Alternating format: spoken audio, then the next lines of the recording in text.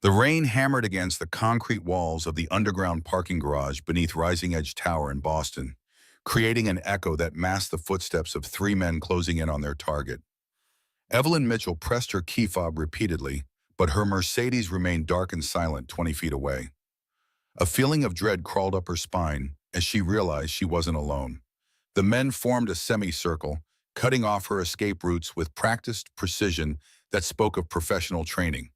Their faces wore the calm expression of men who had done this before, who viewed violence as nothing more than a business transaction to be completed efficiently. "Ms. Mitchell," the tallest one said, his voice betraying no emotion, "you should have taken the offer." Evelyn clutched her briefcase tighter, the prototype inside worth more than all their lives combined. "I don't respond well to threats." The men moved closer and Evelyn calculated her odds. 0. Then everything changed in 10 seconds. A man in a worn jacket appeared from behind a concrete pillar, a small girl's hand clasped gently in his. Without warning, without hesitation, he moved like liquid shadow flowing between raindrops. The first attacker dropped to his knees, gasping for air that wouldn't come. The second crashed into a concrete column with a sickening crack.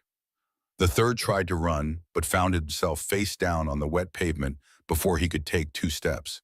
The movements were unlike anything Evelyn had ever seen, not the wild swings of street fighting or even the disciplined forms of martial arts. This was something else entirely. Efficient, precise, lethal, yet restrained. Each strike targeted vulnerabilities with surgical accuracy, the kind of precision that came from years of specialized training and real-world application. The man picked up his daughter, who had watched everything with curious eyes that held no fear, only trust in her father's ability to keep the world at bay. "Are you hurt?" he asked Evelyn, his voice surprisingly gentle for someone who had just taken down 3 armed men with clinical efficiency. Before she could answer, he winced slightly, his free hand touching his forearm where an old injury had flared to life. The momentary grimace revealed a flash of vulnerability in an otherwise flawless performance. "Daddy, is your arm hurting again?" the little girl asked, reaching out to touch the spot with concerned fingers. "Just a bit, Emma," he replied softly. His eyes met Evelyn's for a brief moment, and she saw something in them that she recognized, the calculated wariness of someone who had spent years looking over their shoulder. "I should call security," Evelyn said, finding her voice at last. "I wouldn't." The man turned to leave, then paused. "Cameras caught my face, didn't they?" Evelyn nodded slowly. "Some ghosts never really die," he whispered to his daughter as she asked about his arm. "They just learn to live in the shadows." Before Evelyn could thank him, he disappeared into the darkness of the garage, the sound of sirens beginning to wail in the distance, their red and blue lights painting abstract patterns on the rain-slicked walls. Michael Redfield had lived 36 years, but only the last 7 truly mattered. Every morning at 6:45, he walked his daughter Emma to school through the narrow streets of Jamaica Plain. Their footsteps created a rhythm that had become the soundtrack of his new life, the sound of their matching rain boots on wet pavement, the whisper of autumn leaves under their feet, the crunch of snow in winter. These were the only cadences that mattered now, replacing the synchronized march of boots on foreign soil that still echoed in his nightmares.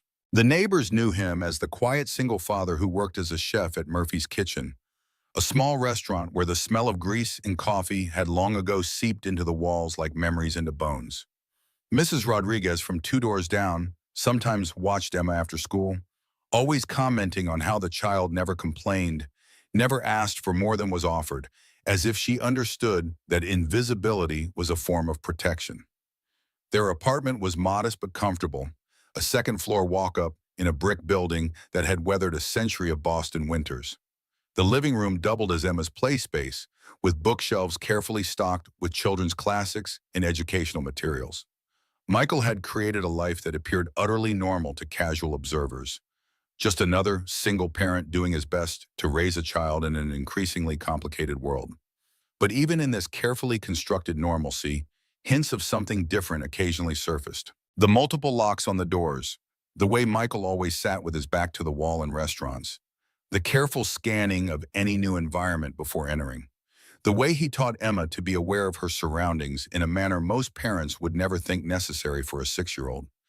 Michael cooked with the same precision he once used for other tasks, tasks he never spoke about, tasks that belonged to a man who no longer existed. His knife work was poetry in motion. The old Japanese santoku knife moved through vegetables and meat with impossible grace, each slice exactly 3 millimeters thick. "Chef, you got some kind of ninja training with that knife?" Joe, the young line cook, often asked. Michael would smile slightly. "Just practice." The knife was one of the few possessions he truly cared about, a gift from a life he'd left behind, its worn handle and scratched blade telling a story he could never share. The carbon steel blade had been meticulously maintained, the edge honed to microscopic perfection, capable of slicing through paper without resistance or crushing the most delicate herbs without bruising them. When he held the santoku, his mind sometimes flashed back to other blades he had wielded in other places. Combat knives, tactical folding blades, improvised weapons fashioned from whatever materials had been at hand. But this knife was different. It was a tool of creation rather than destruction, a symbol of the life he had chosen rather than the one he had left behind. In the quiet hours of early morning, when Emma still slept and the world was silent, Michael sometimes found himself back in the dust and heat of places where Shadow Unit had operated. The elite team of 12, officially non-existent, had been formed to prevent atrocities before they occurred. Humanitarian missions that required surgical precision and total deniability. He remembered the weight of his tactical gear, the coded phrases that meant life or death, the bond between people who had only each other to rely on in places where no backup would ever come. Their missions had taken them to the darkest corners of the world. Warlord compounds in West Africa, mountain strongholds in Central Asia, jungle camps in Southeast Asia, anywhere that civilians needed protection and conventional military forces couldn't or wouldn't go. "We don't exist, so we can do what others can't," Colonel Ellis had told them during their first briefing. "We save the lives no one else can reach." For 5 years, Michael had believed in the mission with religious fervor, until the day the mission changed and Shadow Unit became something else entirely. The day they were ordered not to save lives, but to take them. Not warlords or terrorists, but journalists and aid workers who had seen too much, who knew too much about American operations that could never be acknowledged. The memory of that day in Prague still woke him in cold sweats. The apartment building, the mission parameters that hadn't made sense until it was too late. The face of Elena as she realized what was happening, as she pressed their infant daughter into his arms and told him to run. Moments before the accidental gas explosion that was supposed to eliminate all witnesses, including the members of Shadow Unit who had begun asking too many questions. His apartment contained the bare essentials: 2 beds, a kitchen table scarred by years of use, and Emma's drawings covering the refrigerator. Nothing that could connect him to the years before she entered his life. No photographs from his past, no military memorabilia, no hints of the specialized training that allowed him to move through the world like a ghost who had learned to play human. But hidden in the walls, places a child would never look, were 3 passports with different names, 40,000 untraceable bills, and a Glock 19 with the serial number filed off, insurance policies against the day his past finally caught up with his present. Emma understood that her father was different from other parents. While other children's fathers talked loudly at school events and gathered in clusters to discuss sports, Michael stood alone, always positioned where he could see every entrance and exit.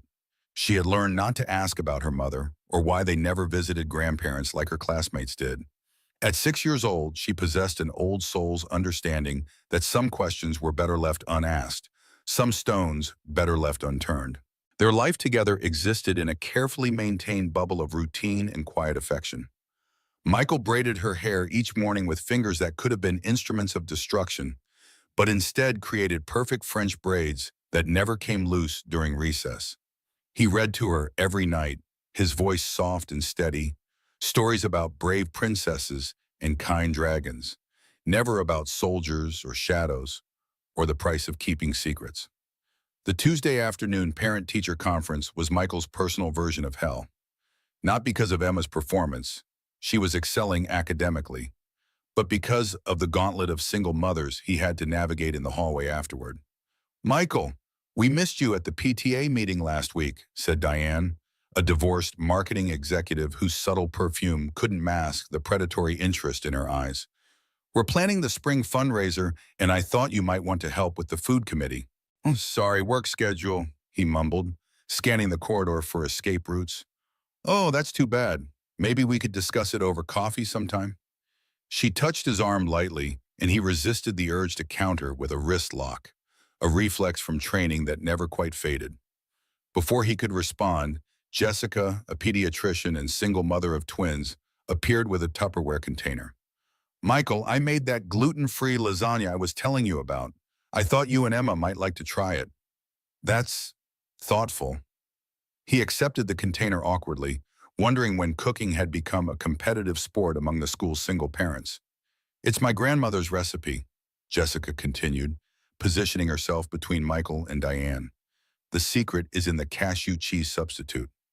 Michael nodded, his expression betraying nothing of his internal panic. He had once navigated hostile territory in 6 countries, evaded capture by foreign intelligence services, and disabled explosive devices with seconds to spare. None of that had prepared him for suburban dating politics. "Emma and I should get going," he said, using his daughter as the tactical extraction she had unwittingly become. As he made their escape, Mrs. Peterson, Emma's teacher, caught his eye with an amused smile. "Same time next month, Mr. Redfield. Perhaps wear body armor." He returned a rare smile. "I'll consider it." As Michael prepared dinner that evening, chopping vegetables with machine-like precision, he glanced at the small television in the corner of the kitchen. The local news showed footage of a tech CEO leaving a police station, her face composed but strained. The headline scrolled beneath: "Rising Edge CEO Evelyn Mitchell questioned after parking garage incident." Michael's knife paused mid-slice as he recognized the woman from the garage. His pulse quickened, and the knife resumed its rhythm slightly faster than before. He listened carefully to the report, which mentioned an attempted robbery that had been thwarted by an unidentified Good Samaritan. No mention of a child, no mention of the efficient way the attackers had been neutralized. A sanitized version of events, which meant someone with influence had already begun controlling the narrative. "Daddy, can I have apple slices?" Emma asked from the living room where she was working on homework. "Of course, sweetheart," he replied, his voice betraying none of the tension he felt. As he placed the apple slices on a small plate, his eyes drifted back to the television where the news had moved on to the weather forecast. The Santoku knife felt suddenly heavy in his hand. Evelyn Mitchell commanded boardrooms with the same intensity she brought to everything in her life, a force of nature dressed in Armani and armed with algorithms. At 38, she had built Rising Edge from a startup in her garage to a technology empire worth $2 billion, driven by the memory of her younger sister, Sarah. 10 years ago, Sarah had been killed by a stalker who had tracked her through social media vulnerabilities, a tragedy that had transformed Evelyn from a brilliant but directionless MIT graduate into a woman with a mission. She dedicated her life to creating technology that protected rather than exposed, that shielded the vulnerable rather than empowering predators. The framed photograph on her desk showed the sisters at Cape Cod, their last summer together. Sarah's smile radiated the innocence of someone who believed the world was fundamentally good, a belief that had died with her. Evelyn's mission was to create the protection her sister never had, to build digital shields for the millions of Sarahs still out there, vulnerable and unaware. The irony wasn't lost on her that in building those shields, she had made herself a target. Rising Edge's success had put her on the radar of competitors, governments, and less savory entities that saw her technology as either a threat or an opportunity. The attack in the parking garage wasn't the first attempt to intimidate her, but it was the most direct. The company's latest project, an artificial intelligence system codenamed Guardian, had attracted attention from corporations, governments, and less savory entities whose interests lay in the shadows between legal and illegal.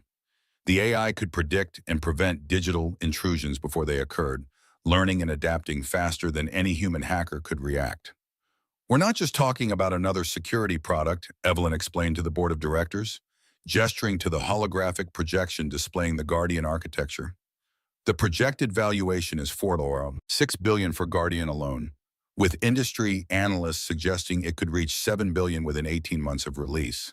This is the most significant breakthrough in cybersecurity since the invention of the firewall. The board members shifted in their expensive chairs, the enormity of the numbers registering in widened eyes and straightened postures. Guardian represented not just a technological leap, but a financial windfall that would transform Rising Edge from a successful tech company into a global powerhouse. In the military applications? Asked Richard Thorne, the most conservative board member. Evelyn's expression hardened. There are none. Guardian is designed specifically for civilian infrastructure protection. We're keeping our ethical guidelines intact. With respect, Ms. Mitchell, Thorne persisted, the Defense Department has already expressed interest. We're talking about potential contracts worth billions. I'm well aware of the potential revenue streams, Richard. I'm also aware of what happens when technology designed to protect is weaponized. Guardian stays civilian-focused. That's non-negotiable. But beneath her confident exterior, Evelyn struggled with the compulsive need to control every aspect of her environment. Since Sarah's death, she had developed systems and protocols for everything, from the arrangement of items on her desk to the scheduling of her day in 5-minute increments. The need for control had served her well in business, but had cost her personally.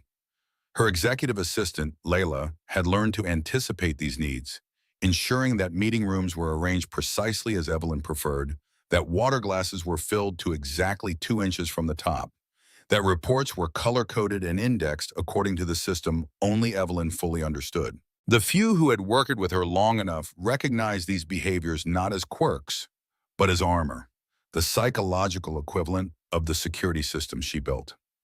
The latest threat assessment shows increased interest from multiple parties, said Marcus Webb, her chief of security and former Navy intelligence officer. We've detected sophisticated probes of our networks that suggest state-level actors. Not just states, Evelyn replied, sliding a tablet across the table. Look at the pattern analysis. Marcus studied the screen, his expression darkening. Black Summit Industries, Harrison Vaughn's people. My thoughts exactly. Their relationship had grown from professional to something closer over the years. Marcus was one of the few people she trusted completely, though even he sometimes found himself held at arm's length by her defensive barriers. He's not going to stop, Evelyn, Marcus warned. Harrison doesn't take rejection well, personally or professionally. Neither do I, she replied, her voice cool. Increase security protocols. I want Guardian's development servers physically isolated from the network. No wireless connections, no external access points. Marcus nodded, knowing better than to question her when her mind was made up. And the prototype demonstration for the Tech Summit next month? Proceeds as planned. We're not hiding from Harrison. We're just making sure he can't steal what he couldn't buy. 2 years ago, a sophisticated hack had penetrated Evelyn's personal devices, exposing private conversations and nearly destroying a crucial merger. The violation had felt personal, intimate, like someone had reached through her screen and touched her soul. Since then, she had lived behind walls of security protocols and professional paranoia. After the meeting, Evelyn retreated to her corner office, the floor-to-ceiling windows offering a panoramic view of Boston Harbor. She picked up a framed photograph, herself and Sarah at a beach in Cape Cod, their last summer together. Her phone buzzed with a message from Marcus. You need to see this. Moments later, she was staring at security footage from the parking garage. The video quality was excellent, capturing every detail of the mysterious stranger who had saved her life with devastating efficiency. His movements defied casual explanation. This was not some martial arts enthusiast or weekend self-defense instructor. Every motion displayed an economy of violence that spoke of years of training, the kind of training that governments provided to very specific types of individuals. The little girl's presence made the scene even more surreal. She had stood there holding a stuffed rabbit, watching her father dismantle 3 armed men as if he were folding laundry. The police have this? Evelyn asked. Yes, but that's not our biggest problem, Marcus replied, switching to another screen. This was uploaded to 3 different platforms an hour ago. The same footage, slightly edited, now played on a viral video site. The view count was already approaching 1 million. Comments poured in beneath the video, speculation about the man's identity, his training, whether the whole thing was staged. The internet's collective detective agency had been activated, and they wouldn't rest until they had uncovered every detail of Michael Redfield's life. Someone inside Rising Edge leaked this, Evelyn said, her voice hard. The realization hit her like a physical blow. This wasn't just a security breach. It was a betrayal from within her own company. I'm already investigating, but there's something else you should see. Marcus handed her a folder. Initial facial recognition on our mystery hero came back with nothing. No driver's license, no passport, no social media, nothing. It's like he doesn't exist. Everyone exists, Marcus. Dig deeper. Evelyn felt a chill as she watched the video again. The man looked directly at the camera at one point, his face partially obscured by shadow, but his eyes visible, cold and assessing, making a calculation about whether the witness behind the lens posed a threat to his daughter.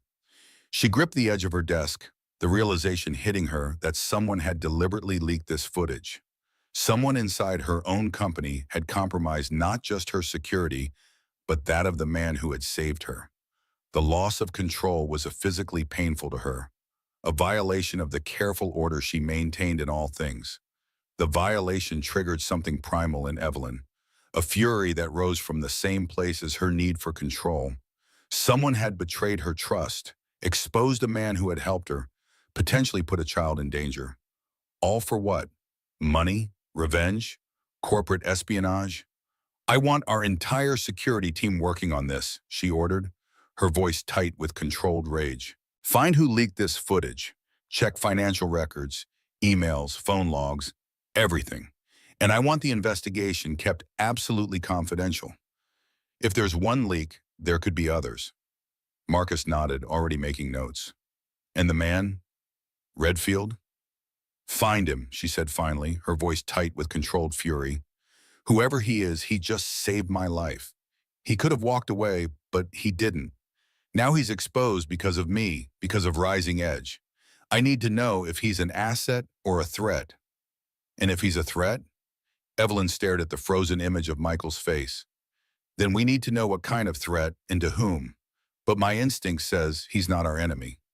Your instincts have been wrong before, Marcus reminded her gently. Not about people, she replied. Harrison, the board, investors, I can read them. This man, there's something different about him. He didn't hesitate, Marcus. He put himself and his daughter at risk to help a stranger. That means something. As Marcus left, Evelyn turned back to the footage, freezing on the frame where Michael looked directly at the camera. There was something in his eyes that resonated with her. A wariness, a calculation, a life lived looking over one's shoulder. She knew that look. She saw it in the mirror every morning. Harrison Vaughn enjoyed the view from his penthouse office atop the Black Summit Industries building. At 52, he had the lean physique of a man who paid others to exercise for him, his silver-streaked hair perfectly styled to convey authority and experience. The Wall Street Journal had once called him a shark with an MBA, a description he had framed on his wall. He watched the viral video for the third time, his manicured fingers tapping rhythmically on his glass desk. Interesting, he said to the man standing across from him. What do we know about him? James Mercer, Harrison's head of security, cleared his throat. Nothing concrete yet. No facial matches in standard databases. But his technique, it's distinctive. Military, but not standard training. The way he neutralized the third man, that's a kill move modified to incapacitate. Special forces? Something more specialized. I've made inquiries through unofficial channels. Harrison nodded, his eyes still on the screen. And the girl? Appears to be his daughter. They live in Jamaica Plain. He works as a chef at a restaurant called Murphy's Kitchen. A chef, Harrison repeated with amusement. How domestic. He turned off the video and walked to the window, gazing out at the city sprawled below him. I want to know everything about him, who he is, where he came from, what he's hiding. And I want surveillance on both him and Mitchell. Already in place, Mercer confirmed. We have teams rotating positions near his daughter's school. Harrison's reflection smiled in the glass. Good. Continue with the plan for Rising Edge. This complication changes nothing. Harrison's interest in Rising Edge's Guardian AI wasn't just business. It was personal. The military applications of an AI system that could predict and prevent cyber attacks were unprecedented. The Pentagon had already expressed interest through back channels, suggesting a contract potentially worth $12 billion if the technology could be adapted for defense purposes. The Guardian system could revolutionize modern warfare, Harrison explained to a small group of defense contractors at a private dinner. Imagine an AI that could predict enemy movements before they happen, neutralize cyber threats in real time, and coordinate automated defense systems without human intervention. We're talking about the biggest military advantage since nuclear weapons. The gathered executives nodded, the dollar signs practically visible in their eyes. A Chinese general had reportedly offered $5 billion for the technology through intermediaries. The Russians were attempting to hack Rising Edge's servers daily. Guardian wasn't just valuable, it was potentially world-changing. But Mitchell won't sell, pointed out a retired Air Force general who now sat on the board of 3 defense contractors. Everyone sells, Harrison replied confidently. It's just a matter of finding the right pressure point. His relationship with Evelyn had begun as a calculated merger of interests and evolved into something he hadn't expected. For a time, he had genuinely admired her brilliance, her determination, her fire. But when she refused to align her company's interests with his defense contracts, admiration had soured to resentment. In this world, he had told her over a $2,000 dinner at L'Espalier, there are only 2 types of people, those who sell willingly and those who sell after learning the cost of refusal. She had looked him directly in the eyes and replied, "Then I guess you'll have to teach me that cost, Harrison, because I don't sell technology that could be weaponized against civilians." It had been their last dinner together. Now, as he watched Boston's skyline shimmer in the afternoon sun, Harrison considered the mysterious man from the video. A complication, certainly, but perhaps also an opportunity. Men with those skills usually had secrets, and secrets were leverage. And leverage was something Harrison Vaughn understood better than most. Have our sources inside Rising Edge confirm the location of the Guardian prototype, he instructed Mercer, and find out everything you can about our chef friend. Everyone has a pressure point. We just need to find his. Michael noticed the black sedan the moment it appeared outside Emma's school. It was the 3rd different vehicle in as many days, but the pattern was the same. Tinted windows, engine running, mirrors angled for observation rather than driving. The driver never looked directly at the school, a classic mistake of amateur surveillance.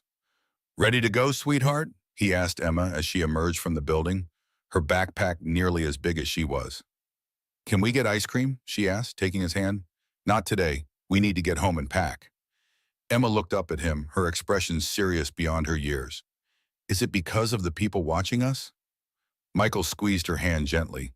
"Yes, but don't worry. We've practiced for this, remember?" They had practiced multiple times. Emma knew the drill. What to pack, what to leave behind, how to move without drawing attention. Most children her age practice fire drills. Emma practiced disappearing. It was a game to her, but one with deadly serious rules. As they walked home, Michael's attention was split between scanning for additional surveillance and the persistent thumping bass coming from the apartment above theirs. For 3 nights, the new tenant had kept Emma awake with music that seemed designed to rattle fillings loose. After putting Emma to bed, Michael knocked on the upstairs door. The tenant, a college student named Trevor with more tattoos than common sense, answered with the music still blaring. "Hey man, what's up?" Trevor shouted over the noise. "Your music," Michael said calmly. "It's keeping my daughter awake." "Oh, sorry, bro. I'll turn it down a little." "Off would be better." Michael maintained his calm demeanor, but something in his eyes made Trevor swallow hard. "Look, man, I pay rent here too. I got rights." Michael nodded as if considering this reasonable point. Then, with movements too quick to follow, he reached past Trevor to the elaborate sound system, disconnected 3 specific wires, and reconnected 2 of them in a different configuration. "What the hell, man?" Trevor protested. Michael handed him a small card with his cell number. "When you want it fixed, text me. After 8 p.m., the system will only play at 30% volume no matter what you do. Try to fix it yourself, and it'll stop working entirely." Trevor stared at the card, then at Michael. "Who the hell are you?" "Just a chef who wants his daughter to sleep. Good night." That evening, while Emma colored at the kitchen table, humming a song about butterflies that she had learned in music class, Michael made preparations he had hoped never to make again. The go bag came out of its hiding place behind the water heater, its contents checked and refreshed. New batteries in the flashlights, fresh ammunition, updated maps of bus routes and train schedules. If you had to create your own go bag for emergencies, what would you include? Money and identification are obvious choices, but what personal item would you consider essential enough to carry when every ounce matters? The encrypted phone he had kept charged but unused for 7 years powered on for the first time, its startup screen a ghost from a life he had tried to bury. Old reflexes returned like muscle memory, the hypervigilance that had once kept him alive in places where death came disguised as friendship. Michael's go bag was a testament to a life lived in perpetual readiness for disaster. Besides the obvious, identification documents, weapon, it contained items carefully selected for maximum utility with minimum weight. A compact medical kit with prescription antibiotics and painkillers. A small toolkit that could serve multiple purposes. Encrypted USB drives with contingency information. A satellite phone that couldn't be traced through conventional means. And a single personal item, a tiny silver charm that had once belonged to Elena. A reminder of why he ran, why he fought, why he could never stop being vigilant. He found himself counting exits again, measuring distances in steps and seconds, calculating angles of fire from windows across the street. That night he sat in Emma's doorway, watching her sleep, her rabbit clutched to her chest, and made a promise to her unconscious form that whatever came next, she would not pay for his sins. The small notebook beside her bed caught his attention. Her diary, filled with the careful printing of a child learning to capture her thoughts. He would never invade her privacy by reading it, but he wondered what she wrote about their life together. Did she question the careful routines, the constant vigilance, the absence of extended family? Or had she accepted their unusual existence as normal, having known nothing else? As he returned to the kitchen, he noticed movement across the street. Another car, different from the one at the school. This one had government plates, partially obscured but recognizable to someone who knew what to look for. The hairs on the back of his neck stood up. It wasn't just one group watching him now. Evelyn's investigation team worked with methodical precision, peeling back the layers of Michael Redfield's carefully constructed identity. A dedicated secure room at Rising Edge headquarters had been converted into an operations center, with analysts working around the clock to uncover any trace of the man who had saved their CEO. What we found is more interesting for what isn't there than what is, explained Dr. Sophia Chen, Rising Edge's lead data analyst. She gestured to the digital timeline displayed on the wall screen. Michael Redfield exists on paper for exactly 7 years. Birth certificate for Emma. Apartment lease. Social security number that checks out at a glance but shows almost no activity before 7 years ago. Marcus Webb nodded, his military experience helping him interpret the gaps. Professional-grade identity creation. Exactly, Dr. Chen confirmed, but it's old school. Modern identity construction includes digital breadcrumbs, social media accounts with believable posting patterns, online shopping histories, digital footprints. Redfield has none of that. It's as if he deliberately avoided creating any digital presence. Evelyn studied the sparse file they had compiled. The void where Michael's past should have been was too perfect, too complete to be anything but deliberately crafted. The knife technique is interesting, added another analyst, playing a slowed-down version of the parking garage footage. We had 3 separate military consultants review this. None recognized the specific combination of moves. It's like someone took elements of Krav Maga, Filipino Kali, and some classified close-quarters combat systems and created something new. Or very old, Marcus suggested, and specific to a particular unit. What about the daughter? Evelyn asked. Emma, correct? Yes, Dr. Chen confirmed. School records indicate she's 6 years old, performing above grade level in all subjects. Teachers describe her as unusually mature, well-behaved, and observant. No behavioral issues, but some notes about her being reserved with other children. And the mother? No record of her, no birth certificate listing a mother's name, no marriage certificate for Redfield, no death certificate that would explain her absence. It's as if Emma just appeared. Another analyst stepped forward. We found something else. 7 years ago, there was an explosion in an apartment building in Prague. Gas leak, officially. 6 people died, including an American woman named Elena Karlov, who was married to a diplomatic attaché who was never found. The diplomatic credentials were later proven to be false. And you think this is connected to Redfield? Evelyn asked. The timing matches his appearance in Ostinta, and there's this. The analyst displayed a blurry photograph from a Prague newspaper showing emergency personnel at the scene. In the background, barely visible, was a man carrying a bundle that could have been an infant. It's circumstantial, Marcus cautioned, but worth investigating. There's one more thing, Durchen added. We ran a deep search on similar combat techniques displayed in the video, found a reference to something called Shadow Unit in some redacted files leaked during the Pentagon Papers incident a few years back. Almost everything was blacked out, but it mentioned specialized operatives for preemptive humanitarian intervention. What the hell does that mean? Evelyn asked. Black ops with a conscience, Marcus translated. Or at least that's how it would have been sold to the operatives. Evelyn considered this information, the pieces beginning to form a picture that was both intriguing and concerning. He's a ghost, Marcus told her when they were alone, the kind our government creates. What do you mean? Special operations, black budget programs.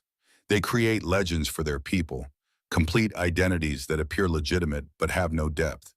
This is professional-grade identity crafting, but it's older. New protocols would have included social media history, digital footprints. Evelyn stared at the sparse file they had compiled on Michael Redfield. So he's what? Former CIA? Special Forces? Marcus shook his head. Something else. The way he moved in that video, that's not standard training for any branch I recognize. And the fact that he's been off-grid for 7 years suggests he's not just retired, he's hiding. I need to speak with him directly, Evelyn decided. Marcus looked concerned. That could be dangerous. If he's who I think he is, approaching him directly could trigger defensive protocols. He saved my life, Marcus. He could have walked away, but he didn't. That has to count for something. She closed the file. Besides, I'm not the only one who's found him. Those men who attacked me, they worked for Harrison. If Harrison knows about Redfield, Marcus nodded grimly. I'll arrange security. No, I'll go alone. If he's as good as you think, he'll spot a security detail a mile away. That would only spook him. Evelyn paused at the door, her normally confident demeanor showing a rare moment of hesitation. What do you think he wants, Marcus? Based on everything we've seen, to be left alone, which makes me wonder what he's running from. Or who, Evelyn added quietly. The decision to approach Michael Redfield directly went against every security protocol Marcus had established. But Evelyn was determined. If this man was as dangerous as they suspected, she needed to understand his intentions. And if he was running from something, she needed to know if that something would become her problem too.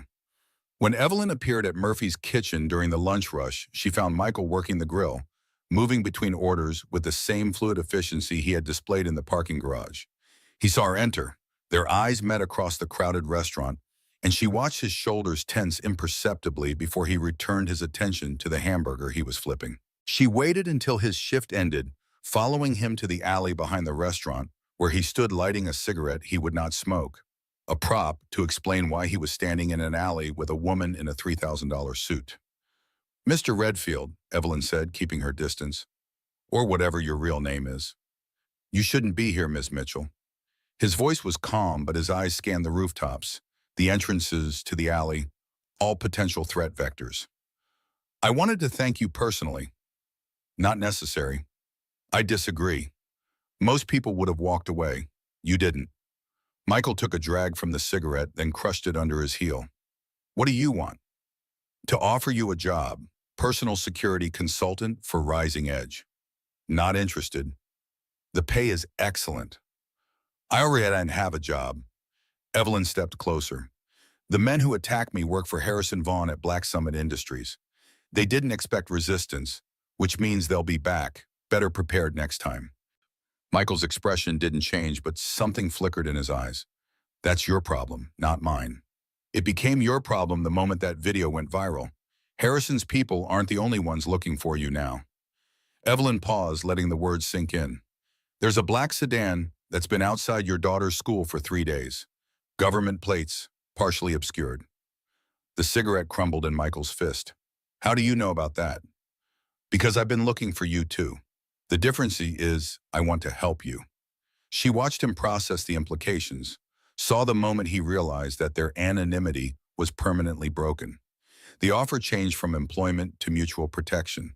She needed someone who could handle threats that conventional security could not anticipate. He needed resources and legal protection that his carefully crafted false identity could not provide. Emma comes first, he said finally. Always. I understand. No, you don't. But you will. Michael's eyes met hers, cold and determined. If anything happens to her because of this arrangement, there won't be a place on earth where you could hide from me. Evelyn didn't flinch. I believe you, but you should know, there won't be a place on earth where Harrison Vaughn can hide from me either. We may have different methods, Mr. Redfield, but I suspect we understand each other quite well. Neither trusted the other, but trust was a luxury neither could afford. The first morning at Rising Edge headquarters felt like stepping into another world. Michael stood in the gleaming lobby, surrounded by glass and steel, the corporate logo projected onto flowing water behind the reception desk. This was as far from Murphy's Kitchen as possible, a realm of power, wealth, and carefully maintained appearances. Mr. Redfield, greeted Marcus Webb, extending his hand. I've been instructed to get you settled. Michael assessed the former naval intelligence officer with a quick glance, military bearing, vigilant eyes, concealed weapon under his tailored jacket. A professional, which made him both a potential ally and a potential threat. Emma's school has been notified of our arrangement, Marcus continued as they entered a secure elevator. She'll be picked up by our company car service each day and brought to the building's child care center. We've cleared the highest security access for both of you. Michael nodded, his face revealing nothing of the churning anxiety beneath. He had accepted Evelyn's offer because it offered protection for Emma, but placing his daughter in the care of the strangers went against every instinct he'd developed over 7 years of careful isolation. How many people know who I am? Michael asked as the elevator climbed to the executive floor. Just Ms. Mitchell and myself. To everyone else, you're a security consultant with a specialized background. Your office is adjacent to Ms. Mitchell's. Private entrance, bulletproof glass, full surveillance of the exterior. The child care center is 2 floors down, with similar security protocols. Michael's mind was already cataloging vulnerabilities, exits, potential defensive positions. Old habits never died, they just adapted to new environments. As the elevator doors opened, Evelyn Mitchell stood waiting, her sharp blue suit a stark contrast to Michael's simple button-down shirt and slacks. Mr. Redfield, she said formally, welcome to Rising Edge. The tension between them was palpable, 2 people accustomed to control now forced into an alliance neither fully trusted. I've arranged for a security briefing in 10 minutes, Evelyn continued. Before that, I thought you might want to see where Emma will be spending her days. The child care center was nothing like Michael had expected. Instead of an institutional space, it was filled with natural light, advanced learning stations, and a small staff of carefully vetted professionals. Only 3 other children were present, all belonging to Rising Edge executives who required the highest security clearance. We maintain this facility for employees whose children might be at risk, Evelyn explained. Corporate espionage, kidnapping threats, unfortunate realities in our industry. Michael said nothing, but his eyes missed nothing. The reinforced doors, the security cameras, the panic buttons discreetly positioned throughout the room. Emma will be safe here, Evelyn assured him. Safer than at school, certainly. She won't know anyone, Michael said quietly. Children adapt quickly, Evelyn replied, and she'll still have you. That afternoon, Michael brought Emma to Rising Edge. Her eyes widened at the technological wonderland of the child care center, particularly the advanced computer lab designed for educational games and basic coding exercises. Look, Daddy, she exclaimed, pointing to a robotics station where children could program simple movements. Can I try that? Of course, sweetheart, he said, surprised by her immediate enthusiasm. As Emma settled in, exploring her new environment with cautious excitement, Michael knelt beside her, I'll be just upstairs if you need me. I can come down anytime. Emma nodded seriously. Is this because of the people watching our house? Yes, Michael admitted, but you're safe here. I know, Daddy, she said with the simple confidence of a child who had never known her father to fail in protecting her. You always keep me safe.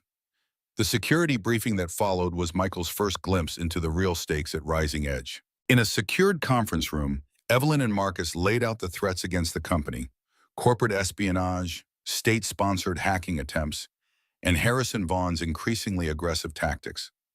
Guardian isn't just another security product, Evelyn explained, displaying the core architecture on a secure terminal. It's an AI system designed to predict and prevent cyber intrusions before they occur. Think of it as a digital immune system that can identify threats by pattern recognition before they manifest. Michael studied the display with interest. And the military applications? There aren't supposed to be any, Marcus interjected. That's the problem. Every defense contractor in the country wants this technology weaponized, including Black Summit Industries, Evelyn added. Harrison Vaughn has made several acquisition offers, all rejected. The attack in the parking garage was his first move toward more aggressive persuasion. The pattern was familiar to Michael: information, leverage, force. A gradual escalation designed to make compliance seem like the only rational choice. That night, sleep eluded him. His temporary apartment in the secure building owned by Rising Edge was luxurious but foreign. Without the familiar sounds of the Jamaica Plain neighborhood, his hypervigilance went into overdrive. Every creak, every distant siren triggered his threat assessment reflexes. Around 3 a.m., he found himself standing at the window, canning the streets below for surveillance vehicles, potential sniper positions, escape routes. His hand trembled slightly, a symptom of the chronic insomnia that had plagued him since Prague. When control was uncertain, when variables multiplied, the anxiety that he kept carefully contained during daylight hours emerged as a physical force. He reached for his phone, checking the security feed of Emma's room for the 12th time that night. She slept peacefully, unaware of her father's midnight vigil. A memory surfaced unbidden. Kandahar, 2011. The Shadow Unit's third mission. A village under threat from local warlords. 12 operatives moving through darkness to evacuate civilians before the expected massacre. The weight of his tactical gear. The night vision casting the world in eerie green. The knowledge that if anything went wrong, they would receive no support, no extraction, no acknowledgement of their existence. We exist so they can sleep peacefully, Colonel Ellis had told them during the mission briefing. We bear the burden of knowledge so others don't have to. Ellis had seemed like a visionary then, a military commander who understood that prevention saved more lives than retaliation. The Shadow Unit had been his creation, built around the radical notion that small, precise interventions could prevent larger conflicts. What had changed? When had salvation missions become elimination operations? The transition had been gradual, almost imperceptible. A justified target here, a necessary sacrifice there, a creeping expansion of what constituted an acceptable loss in pursuit of the greater good. Until Prague, until Elena. The first week at Rising Edge tested Michael's adaptability to its limits. The corporate environment was a minefield of unfamiliar protocols and unspoken rules. In the employee cafeteria, he stood with his tray, momentarily paralyzed by the social complexity of choosing a seat in a room full of strangers engaged in workplace politics he couldn't decipher. First day is always the worst, said a voice beside him. A young IT specialist named Ryan gestured to an empty table. Come on, no one should eat alone on their first day. Michael nodded gratefully, following Ryan to the table while maintaining his habitual awareness of exits, sightlines, and potential threats. This hypervigilance, second nature to him, drew curious glances from employees accustomed to the building's comprehensive security. So you're the new security consultant everyone's talking about, Ryan said conversationally. Working directly with the CEO. That's pretty high profile. People are talking? Michael asked, instantly alert. Don't worry, it's just the usual office gossip. New face, private office, next to the boss. People notice. Plus, you don't exactly blend in. What do you mean? Ryan grinned. Most security guys try too hard to look intimidating. You're not trying at all, which somehow makes you more intimidating. The way you scan a room when you enter, the way you always position yourself with your back to a wall. Military background, right? Michael offered a non-committal nod, making a mental note to work harder at appearing normal. His cover as a security consultant wasn't technically a lie, but the less attention he attracted, the better. The most unexpected development came 3 days into the arrangement. Emma, initially shy and reserved at the child care center, had formed an immediate bond with Evelyn Mitchell, of all people. It began when Evelyn visited the center to check on their newest arrival. Finding Emma alone at a computer station, attempting to navigate a simple coding game, she sat down beside her. "Would you like some help?" Evelyn offered. Emma studied her with that serious expression that made her seem far older than 6. "You're my dad's new boss." "I suppose I am, yes. He says you build things that protect people." Evelyn nodded, surprised by the child's directness. "I try to." "My dad protects people too," Emma said, turning back to the screen. "But I'm not supposed to talk about that." A moment of understanding passed between them, the awareness of shared secrets, of lives built around careful omissions. "This program is teaching you basic coding principles," Evelyn explained, gently steering the conversation towards safer ground. "It's how we tell computers what to do." Emma's eyes lit up with interest. "Can you show me?" For the next hour, Evelyn Mitchell, CEO of a multi-billion-dollar technology company, sat teaching a 6-year-old the fundamentals of computer logic. To the astonishment of the childcare staff, the notoriously reserved executive seemed completely at ease, explaining complex concepts in terms Emma could understand, her usual intensity softening into something approaching warmth. When Michael came to pick up Emma that evening, he found them still at the computer, engrossed in creating a simple animation program. "Daddy, look!" Emma exclaimed. "Ms. Evelyn showed me how to make the butterfly fly across the screen when I pressed this button." Michael watched as his daughter proudly demonstrated her creation, a digital butterfly that fluttered across the monitor, changing colors with each click. "She's a natural," Evelyn said, standing up. "Intuitive understanding of cause and effect relationships. Excellent pattern recognition. You should consider enrolling her in coding classes." Michael nodded, unsure how to respond to this unexpected alliance. "Thank you for spending time with her." "It was my pleasure," Evelyn replied, her professional demeanor returning as she addressed Michael. "I'll see you tomorrow for the security assessment briefing." As she walked away, Emma tugged at Michael's hand. "I like her, Daddy. She doesn't treat me like I'm a baby." Michael watched Evelyn's retreating form, reassessing his understanding of the woman who had upended their carefully constructed life. "No, she certainly doesn't. What secret from Michael's past do you think will be revealed next? His connection to Shadow Unit, or something more personal about Emma's mother?" On his 10th day at Rising Edge, Michael noticed a pattern in the building's security logs that raised alarm bells.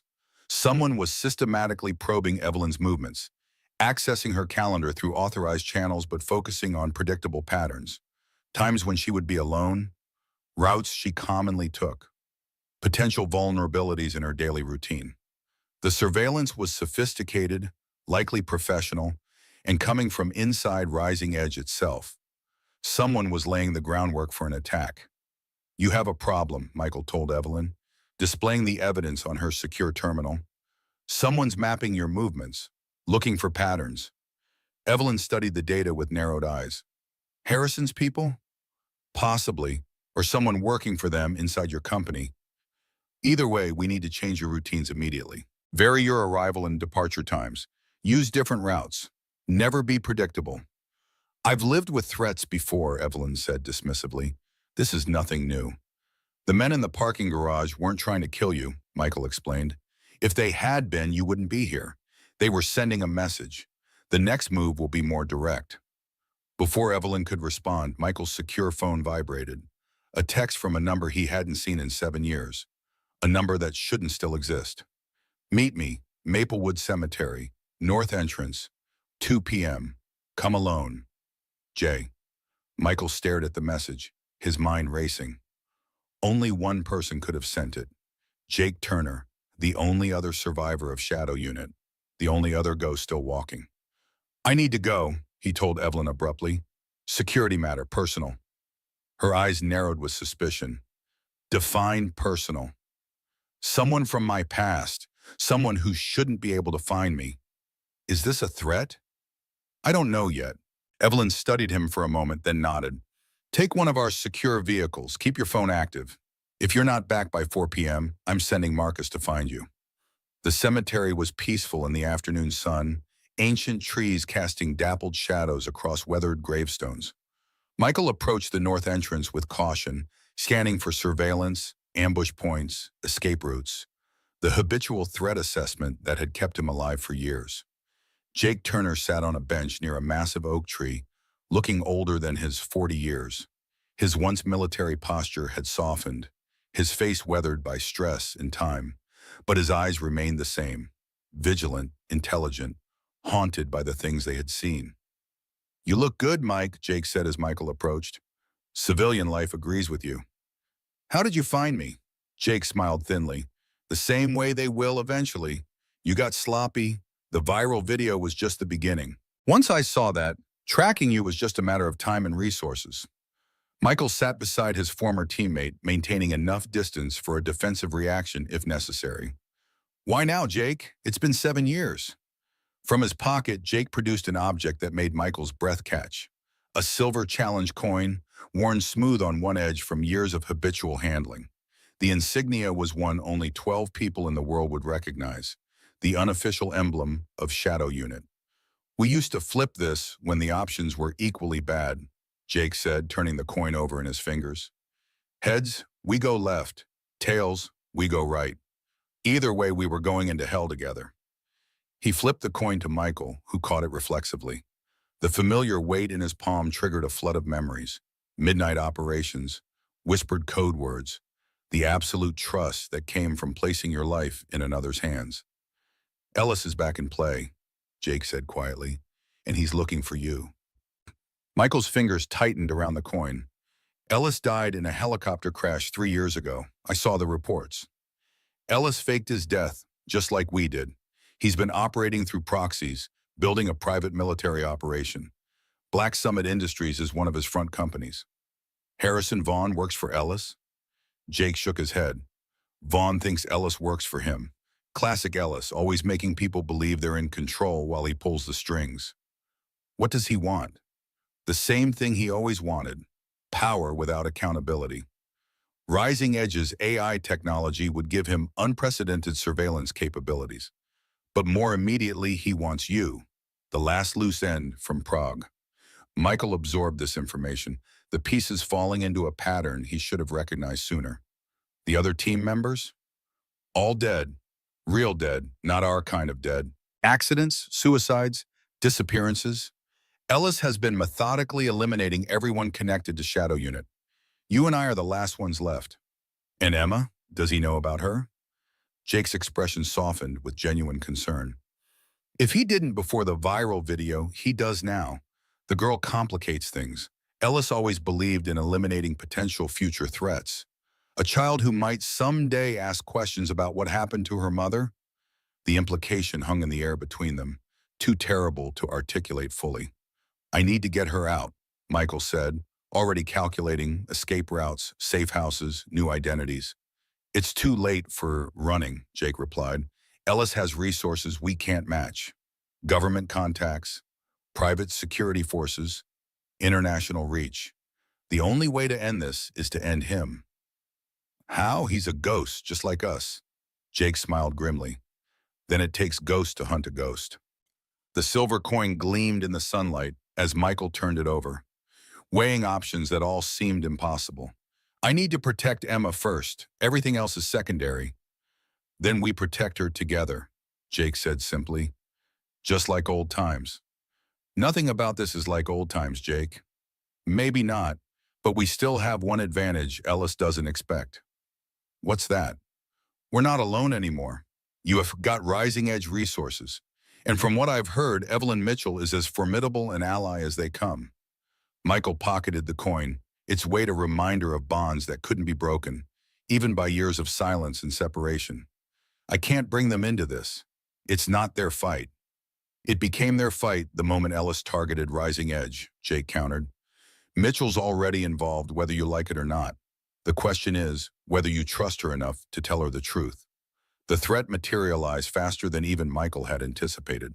2 days after his meeting with Jake, as he was escorting Emma from the childcare center to their temporary apartment, the attack came with surgical precision. 4 men in maintenance uniforms converged in the parking garage, their movements betraying professional training. Michael recognized the pattern instantly: isolation, containment, extraction. A kidnapping attempt, not an assassination. "Emma, run to the elevator," Michael ordered calmly, pushing his daughter behind him. "Remember the emergency code." Emma nodded, her eyes wide but her movements steady as she backed toward the elevator. The child care center had installed a special access code that would take her directly to security in case of emergency, one of many precautions Michael had insisted upon. The first attacker moved with confidence, clearly expecting to overpower a civilian. His expression changed to shock as Michael countered with a precision strike to the throat, collapsing his windpipe without killing him. The second man reached for a concealed weapon, but found his arm locked and broken before his fingers could close around the grip. The third attacker was more cautious, circling warily as his partner tried to flank Michael. These were not ordinary thugs. Their movements, their tactics spoke of specialized training similar to his own. "Ellis sends his regards," the man said softly, confirming Michael's worst fears. What happened next unfolded in seconds. The fourth attacker, seeing his companions neutralized, changed tactics and lunged toward Emma, who stood frozen by the elevator. Michael moved with desperate speed, but knew he wouldn't reach her in time. Then, unexpectedly, Marcus Webb appeared from the stairwell, weapon drawn, intercepting the attacker with professional efficiency. The would-be kidnapper found himself facing 2 highly trained opponents and made the rational choice: retreat. He triggered a smoke grenade, filling the garage with dense white clouds that obscured vision and covered their escape. When the smoke cleared, Michael held Emma tightly in his arms, her small body trembling against his chest. "You're safe now," he whispered into her hair. "I've got you." "They were trying to take me away," she said, her voice small but steady. "I would never let that happen," Michael replied, looking up to meet Marcus's questioning gaze over Emma's head. "Never." The fourth attacker, pinned against a concrete pillar by Marcus, glared at Michael with cold hatred. "This isn't over. There's nowhere you can hide from him." Michael approached slowly, Emma still in his arms. His voice, when he spoke, carried a deadly calm that made even Marcus tense. "A father is not someone who teaches his child to face the world. A father teaches the world how to treat his child." The precision strike that followed rendered the man unconscious before he could respond. Security footage confirmed what Michael already suspected. The attackers had used employee credentials to enter the building. The attack had been coordinated from within Rising Edge itself. The breach had implications beyond Emma's safety. It suggested Black Summit had a deeper penetration of Rising Edge than anyone had realized. "We have a mole," Michael told Evelyn as they reviewed the footage in her secure office. "Someone with high-level access." Evelyn's face was tight with controlled fury. "I want every employee re-vetted. Security clearances frozen, access limited to essential personnel only." "That won't be enough," Michael said quietly. "These weren't ordinary mercenaries. They were trained operatives, possibly former military. The same training profile as the men in the parking garage, but more sophisticated. Escalation. Harrison is getting desperate," Evelyn concluded. Michael hesitated, weighing how much to reveal. The attack on Emma had changed the equation. Secrecy was no longer his greatest protection. "It's not just Harrison," he said finally. "There's someone else involved. Someone more dangerous." Evelyn's eyes narrowed. "Explain." "I need to show you something first." That evening in the secure apartment, with Emma safely asleep and all surveillance disabled, Michael told Evelyn the truth, or at least enough of it to help her understand what they were facing. "Shadow Unit was formed as a humanitarian intervention force," he explained, his voice low despite the security precautions. 12 operatives, no official existence, complete deniability. We were deployed to prevent atrocities before they occurred: village massacres, ethnic cleansing, terrorist attacks on civilian targets. "Preemptive protection," Evelyn said, understanding immediately. "Exactly." The unit was Colonel Warren Ellis's vision, a surgical approach to humanitarian crises. Small teams, minimal footprint, maximum impact. For 5 years, we saved thousands of lives in operations that never made the headlines, never appeared in any official record. What changed? Michael's expression darkened. Ellis changed, or maybe the mission did. Gradually, our targets shifted. Instead of warlords and terrorists, we were being sent after journalists, aid workers, even government officials who asked too many questions about U.S. operations abroad. Assassination squads, Evelyn said bluntly. Ellis called it threat management. When team members started questioning orders, accidents began happening. Training mishaps, equipment failures. By the time we realized what was happening, half the unit was already dead. And Emma's mother, Elena. Michael looked away, the pain still raw after 7 years. She was a civilian analyst attached to our operation in Prague. She discovered evidence that Ellis was selling information to private military contractors. Mission details, operative identities, operational techniques. When she confronted him, he arranged for a gas leak in our apartment building. She got Emma out, handed her to me, and went back for evidence. The building exploded 2 minutes later. Evelyn was silent for a moment, processing this information. And now Ellis is working with Harrison Vaughn, targeting Guardian. Using Harrison as a front, most likely, the AI capabilities would give him unprecedented surveillance and predictive capacity, exactly what someone running unsanctioned operations would need. Why target Emma? Why not just come after you directly? Leverage, Michael said simply. Ellis knows I would die before giving him what he wants. But Emma, he couldn't finish the sentence. What does he want from you? Information that could expose him, operation details, contact protocols, evidence Elena gathered before she died. But mostly he wants to eliminate loose ends. Jake and I are the last survivors who know the truth about Shadow Unit. Jake, there's another survivor? Michael nodded. Jake Turner. We served together. He's been in hiding too, but he contacted me after the viral video surfaced. He's been tracking Ellis's operation.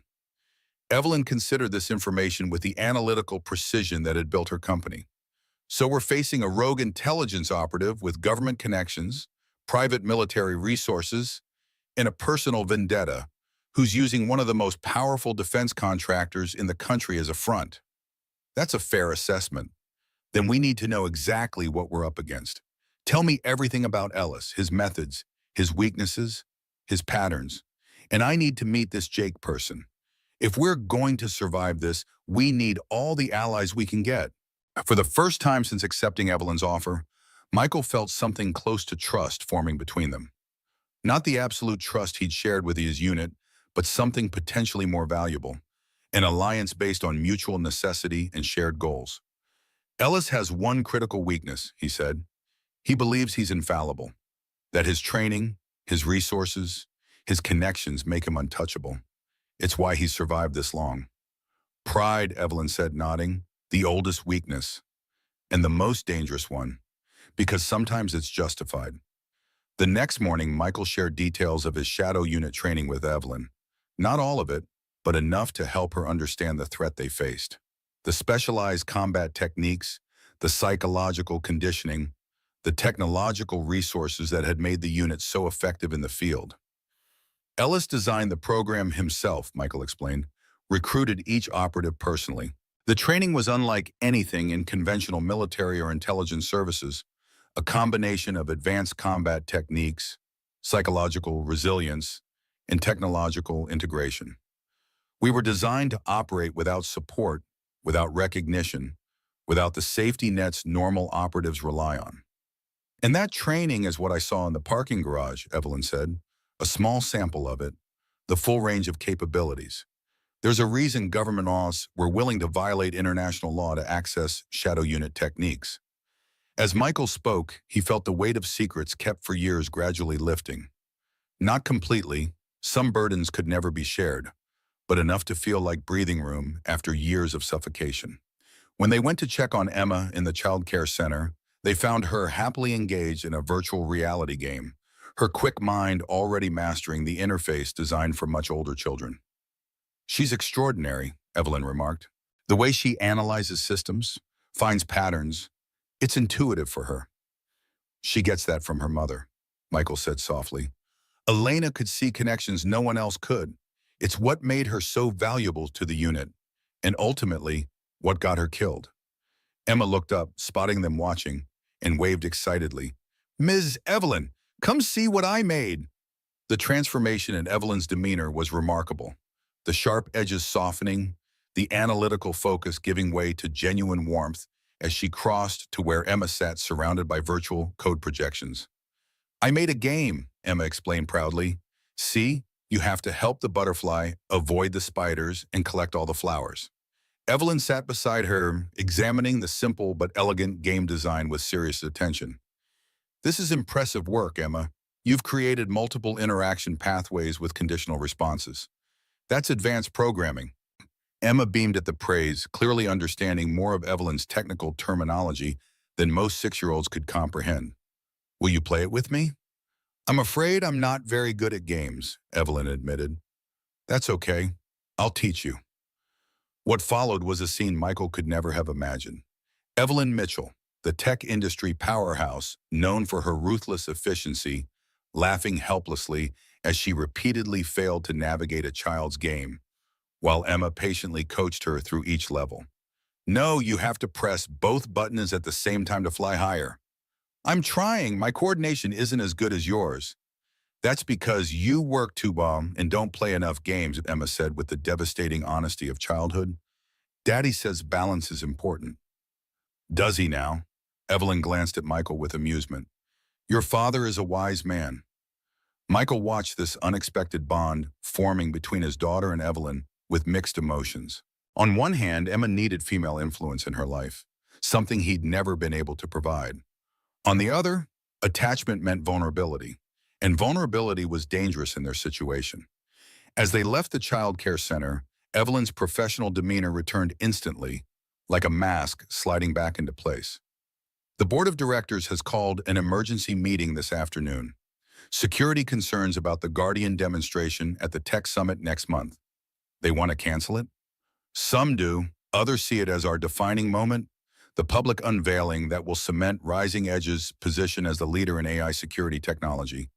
The debate will be intense. And where do you stand? Evelyn's eyes hardened with determination. Guardian represents everything I've worked for, everything Sarah died for. I won't let fear dictate our actions. Michael recognized the steel beneath her words, the same uncompromising resolve that had built her company from nothing. Then we need to make sure the demonstration is secure, no vulnerabilities, no weaknesses Ellis or Harrison can exploit. Can that be done? Not with conventional security protocols. We need to think like Shadow Unit, anticipate the attack before it happens. Evelyn nodded, her mind already calculating possibilities. I have the board meeting at 2 p.m. After that, we'll develop a new security strategy together. The board meeting proved as contentious as Evelyn had predicted. In the observation room adjacent to the main boardroom, Michael and Marcus watched through one-way glass as Evelyn faced the collective concerns of Rising Edge's leadership. The attack on an employee's child changes the equation, argued Richard Thorne, the most conservative board member. We're no longer talking about corporate espionage. We're dealing with physical threats against our people. Which is precisely why we can't show weakness, Evelyn countered. Postponing the Guardian demonstration would signal vulnerability. It would tell Harrison Vaughn and his backers that intimidation works. This isn't about corporate pride, Evelyn, Thorne shot back. It's about basic safety. It's about the future of this company, Evelyn replied, her voice steady but intense. Guardian isn't just another product. It's a fundamental shift in how we approach cybersecurity. The demonstration at the Boston Tech Summit will establish Rising Edge as the definitive leader in AI security technology for the next decade. As the debate continued, Michael noticed a pattern in the questioning. One board member in particular, Catherine Hayes, seemed to be probing for specific details about Guardian's security protocols, information that went beyond normal board oversight. That woman, Hayes, Michael said quietly to Marcus. What's her background? Catherine Hayes, major investor, former Department of Defense consultant, on the board for 3 years. Why? Her questions are too specific. She's fishing for vulnerabilities. Marcus studied Hayes with narrowed eyes. She and Harrison Vaughn serve on a charity board together. Social connection, nothing suspicious. Check deeper, Michael suggested. Financial ties, communications, recent contacts.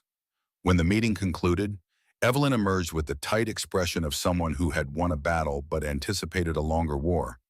The demonstration proceeds as planned, but security protocols need to be ironclad. The board will withdraw support at the first sign of trouble. We may have bigger problems, Michael said, sharing his concerns about Catherine Hayes. Her questioning pattern suggests someone looking for exploitable information, not just expressing security concerns. Evelyn's eyes narrowed. You think she's working with Harrison? It's worth investigating. She would have access to your schedule, security arrangements, Guardian development updates, exactly the information that would help plan the attacks we've seen. That night, working from the secure apartment while Emma slept, Michael and Jake Turner established a surveillance operation targeting Catherine Hayes. Remote access to her Rising Edge communications revealed encrypted messages sent to an anonymous server, messages that coincided precisely with the security breaches and attack attempts.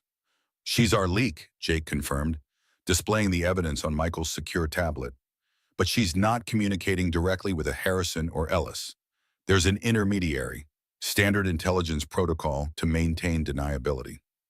Michael studied the data pattern. Can you trace the receiver? Not directly, but the communication pattern is familiar. It's an old Shadow Unit protocol.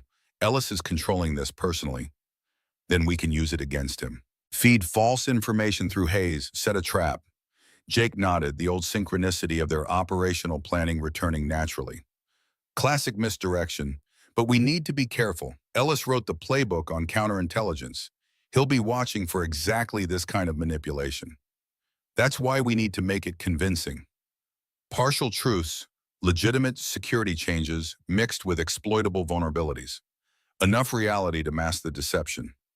The trap was set in motion the next day. Working with Marcus and a small team of trusted security personnel, Michael implemented a revised security plan for the Tech Summit demonstration, one with carefully crafted weaknesses that appeared to be overlooked details rather than deliberate openings. Meanwhile, Evelyn met with the security team for the Boston Convention Center, where the Tech Summit would be held.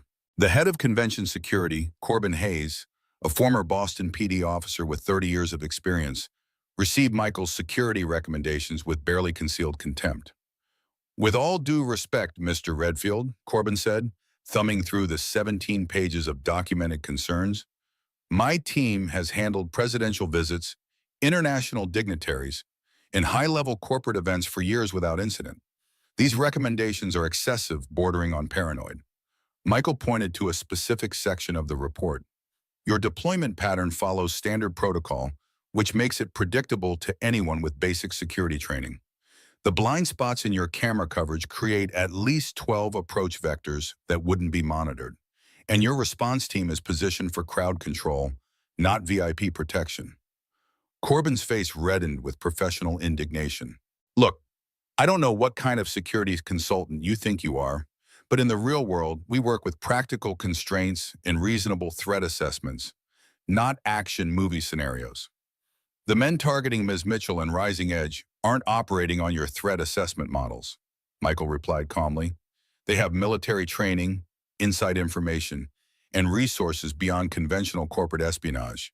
If you follow standard protocols, people will die. That's enough, Mr. Redfield, Evelyn intervened, sensing the tension escalating beyond productive discussion. Mr. Hayes, we appreciate your team's experience and professionalism. We're simply asking for additional measures given the specific threats we've faced recently.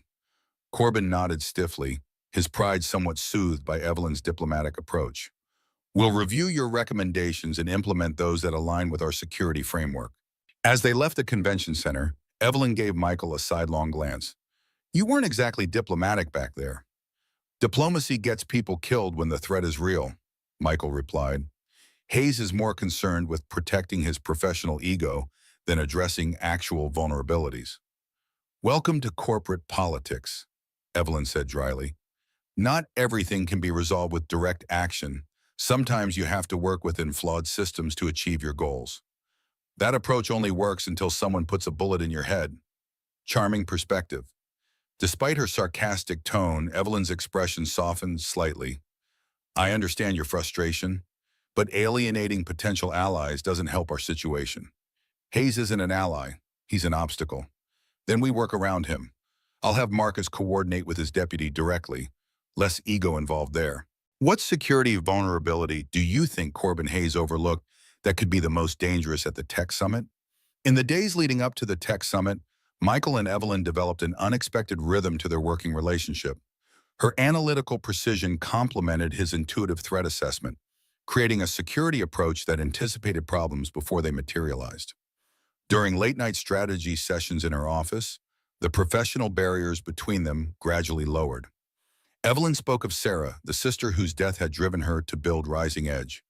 Michael shared carefully edited stories from his Shadow Unit days, the humanitarian missions, the lives saved, the ideals that had motivated him before everything changed. We thought we were making a difference, V explained, staring out at Boston's nighttime skyline. Every village evacuated before the militia arrived, every civilian safely extracted from a conflict zone. It felt like justification for operating in the shadows, outside normal channels. You were making a difference, Evelyn said quietly. Those people lived because of your actions. Until the mission changed. Until we became the threat people needed protection from. That was Ellis's corruption, not yours. Michael turned from the window. We all followed orders. We all told ourselves the same lies, that the greater good justified the means, that some sacrifices were necessary. By the time I recognized what we'd become, I was already complicit. You got out, Evelyn pointed out. You saved Emma. I ran, Michael corrected her. There's a difference. Sometimes running is the only moral choice. Sometimes systems are too corrupt to change from within. The understanding in her eyes was unexpected, a recognition of shared experience despite their vastly different backgrounds. Sarah was an idealist, Evelyn continued, her voice softening with memory. She believed technology could solve human problems, create connections, build bridges across differences. When she died, I promised myself I would make her vision real. Technology that protected rather than exploited. Guardian is the fulfillment of that promise. And Ellis wants to weaponize it, Michael observed, turn it into exactly what Sarah would have opposed. Which is why we can't let him win, Evelyn said, her determination evident in every word.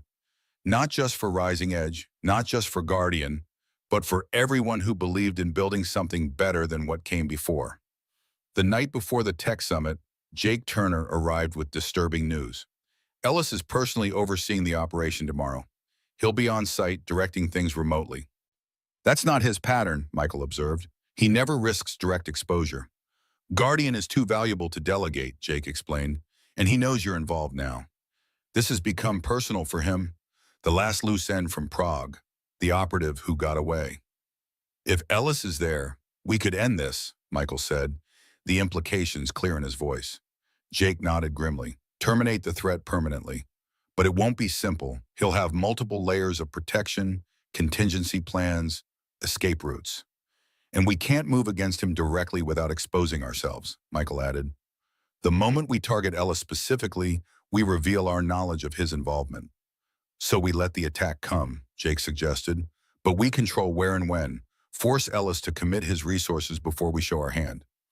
The plan they developed that night was dangerous, built on calculated risks and precise timing. Evelyn would proceed with the Guardian demonstration as scheduled, with visible but limited security.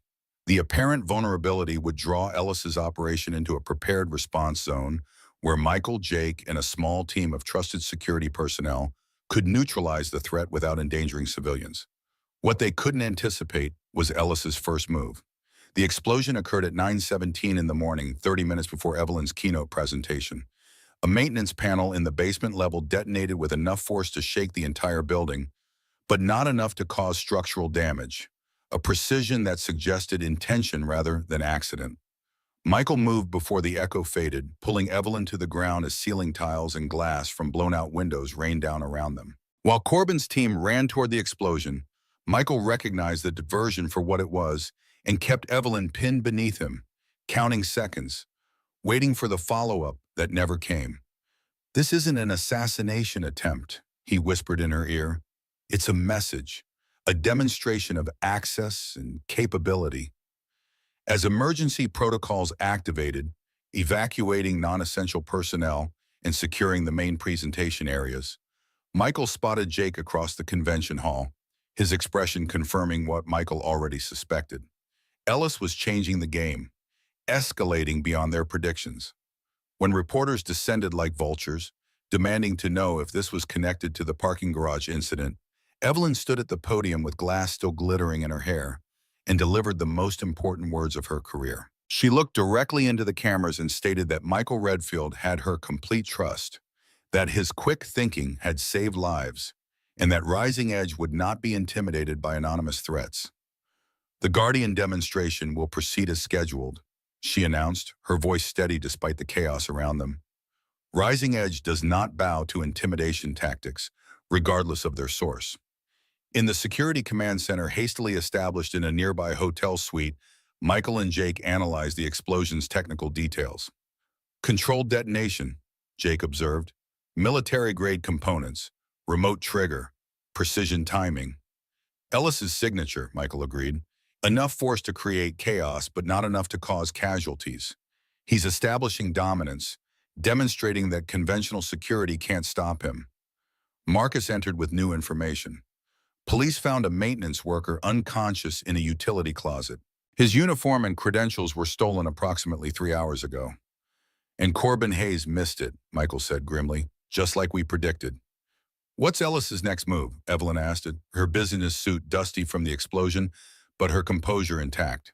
"Escalation," Jake replied. "The explosion was a probe to test response patterns, security protocols, evacuation procedures. The real attack will target Guardian directly, either the physical prototype or the presentation data." "Or both," Michael added. "Ellis is thorough." As they strategized countermeasures, Michael's secure phone rang, an unknown number. His instincts screamed warning even before he answered. "Hello, Michael." The voice was instantly recognizable despite the years. Colonel Warren Ellis, the architect of Shadow Unit and the man who had ordered the death of Elena and countless others. "It's been a long time." Michael's grip tightened on the phone. "Not long enough." "Still bitter, I see." "Understandable, I suppose. Prague was unfortunate." "Unfortunate?" Michael's voice remained controlled, but ice cold. "You murdered Elena. You tried to murder your own operatives. Collateral damage in pursuit of greater objectives, something you once understood." Ellis's tone remained conversational, almost friendly. "But I didn't call to reminisce. I'm calling about Emma." Michael felt his blood freeze. "What about Emma?" "Lovely child, so much like her mother, bright, observant, currently enjoying a butterfly exhibit at the Boston Children's Museum with Mrs. Rodriguez from your apartment building. Did you know she has a particular fondness for the blue morpho species? Fascinating creatures. Their color isn't pigmentation, but microscopic scales that reflect light in particular wavelengths." The implication was clear. Ellis had Emma under surveillance. Michael fought to keep his voice steady. "What do you want?" "A simple exchange. The Guardian prototype for your daughter's continued well-being. Ms. Mitchell will receive coordinates for the exchange within the hour. Come alone, bring the prototype. Any deviation from these instructions will have consequences." The line went dead, leaving Michael staring at the phone with barely controlled fury and fear. "Ellis has Emma," he said, his voice hollow. "He's watching her at the Children's Museum with Mrs. Rodriguez." Evelyn's face paled. "How? The school was supposed to call if she wasn't picked up by our designated driver?" Marcus checked his tablet. According to the school, Mrs. Rodriguez showed proper identification and was on the approved pickup list. Standard protocols were followed. "Ellis has been planning this for days," Jake realized. "The explosion was just misdirection, keeping us focused on the convention center while he positioned assets to take Emma." Michael was already moving toward the door, his mind calculating fastest routes to the museum, tactical approaches, extraction scenarios. Jake blocked his path. "That's exactly what Ellis expects," Jake warned. "He'll have surveillance on all approaches to the museum. The moment you appear, Emma becomes a hostage in a public place with hundreds of civilian witnesses. I can't just leave her there. We're not leaving her, Evelyn said firmly, her tactical mind already formulating options. But we need to be smarter than Ellis expects. Marcus, get me a secure line to our security team. Jake, you said Ellis will send coordinates for an exchange. We need to be ready to secure that location before he arrives.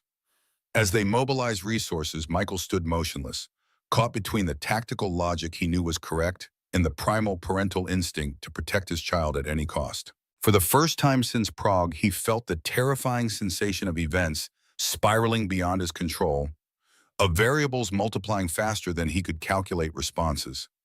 Evelyn placed a hand on his arm, her touch unexpectedly gentle. We'll get her back, Michael. Ellis doesn't want to harm Emma. She's leverage, nothing more. As long as he believes he can get Guardian through her, she's safe. Michael nodded, forcing his training to override his panic. We need to track Mrs. Rodriguez's phone, monitor all exits from the museum, establish a perimeter without alerting Ellis's people. Already happening, Marcus confirmed. Our security team is moving into position, disguised as tourists and museum staff. Within minutes, they had visual confirmation. Emma was indeed at the butterfly exhibit, holding Mrs. Rodriguez's hand, apparently unaware of any danger. The older woman's stiff posture and too frequent glances at her phone suggested she was under duress, likely with threats against her own family. The coordinates arrived exactly as Ellis had promised, an abandoned shipyard in East Boston with instructions for the exchange to occur at midnight.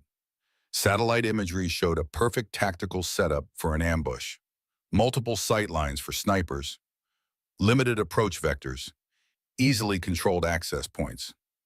It's a killing ground, Jake observed grimly, designed to eliminate all witnesses once the prototype is secured.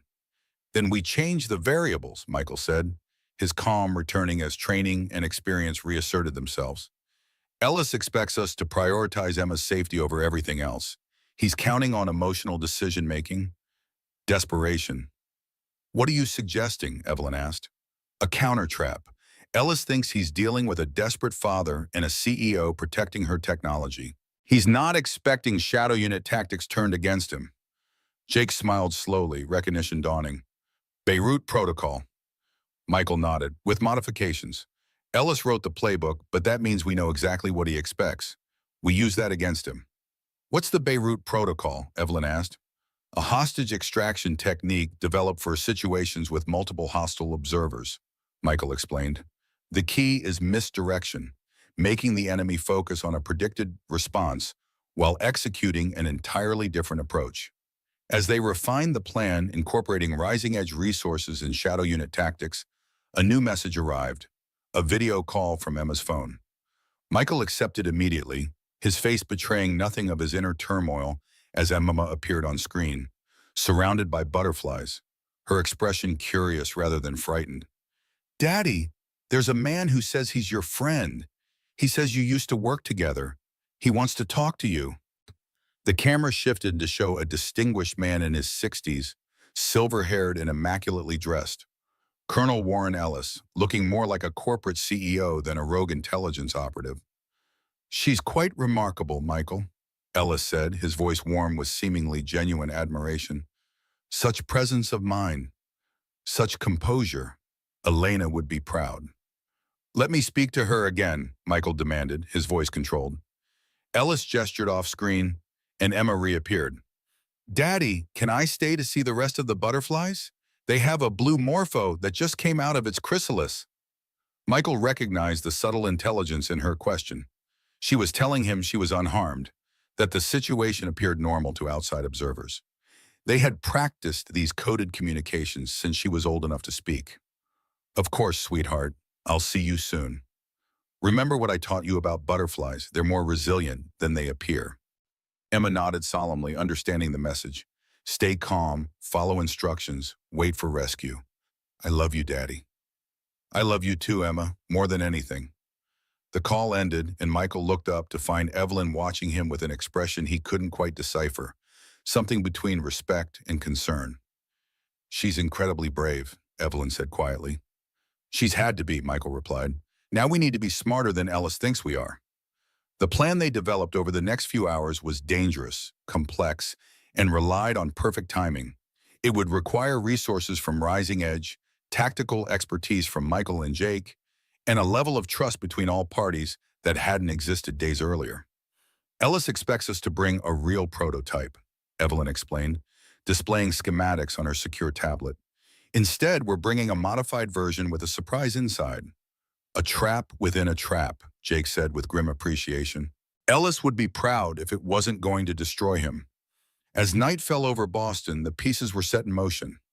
While Ellis believed he was orchestrating a simple exchange, the Guardian prototype for Emma's safe return, an elaborate counter-operation was unfolding around him.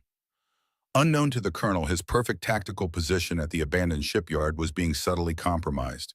His communication channels monitored, his escape routes identified and contained. "You understand what happens if this works," Jake said to Michael as they made final preparations. "Ellis won't surrender. This ends with his death." Michael checked his weapon one last time, his expression resolute. "I made peace with that decision 7 years ago in Prague. Ellis chose this path the moment he targeted Emma."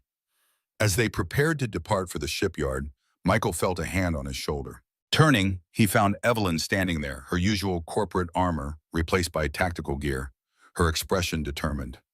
"Whatever happens tonight," she said quietly, "I want you to know that Emma will always have a place with Rising Edge, with me, if anything goes wrong." Michael understood what she was offering, a promise of protection for Emma if he didn't survive the night. It was perhaps the most meaningful gesture anyone had made to him since Elena's death. "Thank you," he said simply, the words inadequate for the sentiment they carried. Evelyn nodded, then straightened, her CEO persona returning. "Let's go get your daughter back."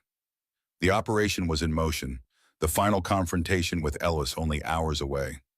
Michael felt the familiar calm of pre-mission focus settling over him, the clarity that came with accepting all possible outcomes, including the worst. Emma's safety was all that mattered now. Everything else, including his own survival, was secondary. The abandoned warehouse 2 miles from the shipyard served as their makeshift operations center. Maps and satellite images covered folding tables, tactical gear was piled in corners, and the air hummed with the tension of final preparations. Michael stood over the central planning table, his focus absolute as he traced approach routes with his finger. "The primary exchange point gives Ellis perfect sight lines," he explained to the small team gathered around him. "Sniper positions here, here, and here, water approach heavily monitored. Standard exit routes likely booby-trapped." Jake nodded in agreement. "Classic Ellis. He's using the shipyard's natural bottlenecks to funnel us exactly where he wants us." "Then we don't go where he expects," Marcus suggested, pointing to an alternative route. "The maintenance tunnels under the pier haven't been on any official maps since the shipyard closed. They're partially flooded but still passable." Michael studied the tunnel layout with interest. "Good. Ellis would consider them but dismiss them as too risky. That's our insertion point." As they finalized the rescue plan, Jake pulled Michael aside, his expression uncharacteristically light. "Remember Sarajevo, 2013? A reluctant smile crossed Michael's face. The diplomatic reception. "Ellis was so confident about that operation," Jake said, chuckling despite the gravity of their current situation. "The perfect cover, a security detail for the ambassador. And then, the ambassador's wife decided to bring her pet chihuahua to the reception," Michael continued, the memory unexpectedly vivid. "The most highly trained operatives in the world, completely undone by a 6-pound dog with a bladder problem. 3 years of planning a $1 million operation," Jake said, barely containing his laughter. "And Ellis steps right in it, literally in front of the entire diplomatic corps.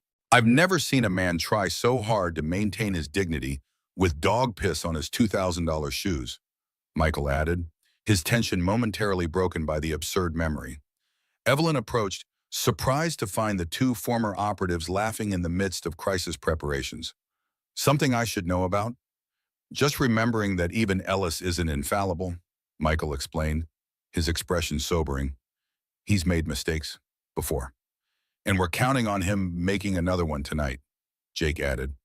The moment of levity faded as they returned to the grim business of planning a rescue operation against one of the most dangerous men they had ever encountered. But the brief respite had served its purpose, reminding them that their opponent, for all his skill and resources, was still human. As final preparations continued, Marcus approached with a tablet displaying newly discovered financial records.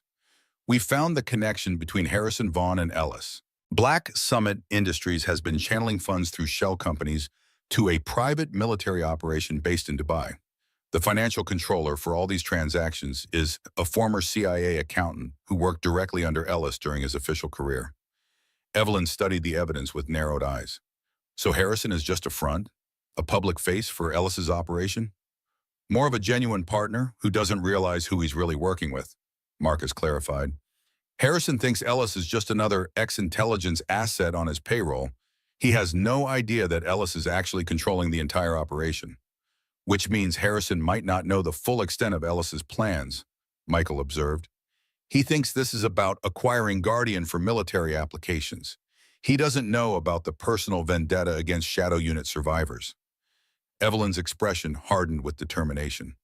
Then I need to speak with Harrison directly. Make him understand what he's really involved in.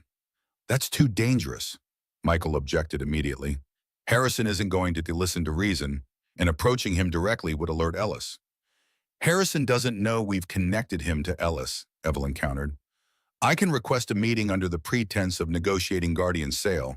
It would be expected behavior from a CEO facing this kind of pressure. Jake considered the possibility. It could work as a distraction. Keep Harrison occupied while we prepare the main operation. Or it could get you killed, Michael argued. I've been dealing with men like Harrison Vaughn my entire career, Evelyn replied, her confidence unwavering. Corporate predators who mistake wealth for intelligence and power for right. I know how to handle him. The determination in her eyes made it clear this wasn't a point she would concede. After a tense moment, Michael nodded reluctantly. Fine, but you wear a tracking device and Marcus maintains surveillance from outside. Any sign of trouble, you abort immediately. Agreed, Evelyn said, already reaching for her phone. I'll have my assistant contact Harrison's office. He won't be able to resist a personal meeting. As the team continued preparations, Evelyn stepped away to make the call. When she returned, her expression was grim, but satisfied. It's arranged. The Beacon Hill Society, Harrison's private club, 9 o'clock tonight. That doesn't give us much time, Marcus warned. Time is something we don't have, Evelyn replied. Emma is counting on us executing this perfectly. While tactical preparations continued, Michael found himself drawn to the small collection of personal items they had managed to retrieve from his apartment before it was compromised. Emma's favorite book, a change of clothes, the stuffed rabbit she had carried since infancy. Such small things to represent a child's life, he thought, running his fingers over the worn fabric of the toy. She's going to be all right, Evelyn said quietly, appearing beside him. Emma is stronger than most adults I know. She shouldn't have to be, Michael replied. She should be worrying about schoolwork and play dates, not survival tactics. Yet you've prepared her anyway, Evelyn observed. You've taught her how to handle situations no child should face. Because I knew this day might come, Michael admitted, because Ellis never leaves loose ends. The admission hung between them, the acknowledgement that Michael had always known their peaceful life was temporary, that the past would eventually catch up to them. It was a burden he had carried alone for 7 years, shaping every decision, every precaution, every lesson he taught his daughter. As evening approached, Evelyn prepared for her confrontation with Harrison. Her corporate armor was back in place, an impeccably tailored suit, subtle jewelry that cost more than most people's cars, the controlled confidence that had built Rising Edge from nothing. Remember, this is information gathering only, Michael reminded her as Marcus helped her with the concealed tracking device. Find out what Harrison knows about Ellis's operation, but don't reveal our hand. I've been in high-stakes negotiations since before you joined Shadow Unit, Evelyn replied dryly. I know how to read people and control information. Harrison isn't a normal business adversary, Michael warned. He's connected to a man who doesn't hesitate to eliminate problems permanently. All the more reason to understand exactly what we're dealing with, Evelyn countered. She checked her watch. An elegant timepiece that concealed a panic button connected directly to Marcus's security team. I should go. The Beacon Hill Society doesn't tolerate tardiness, even from billionaire CEOs.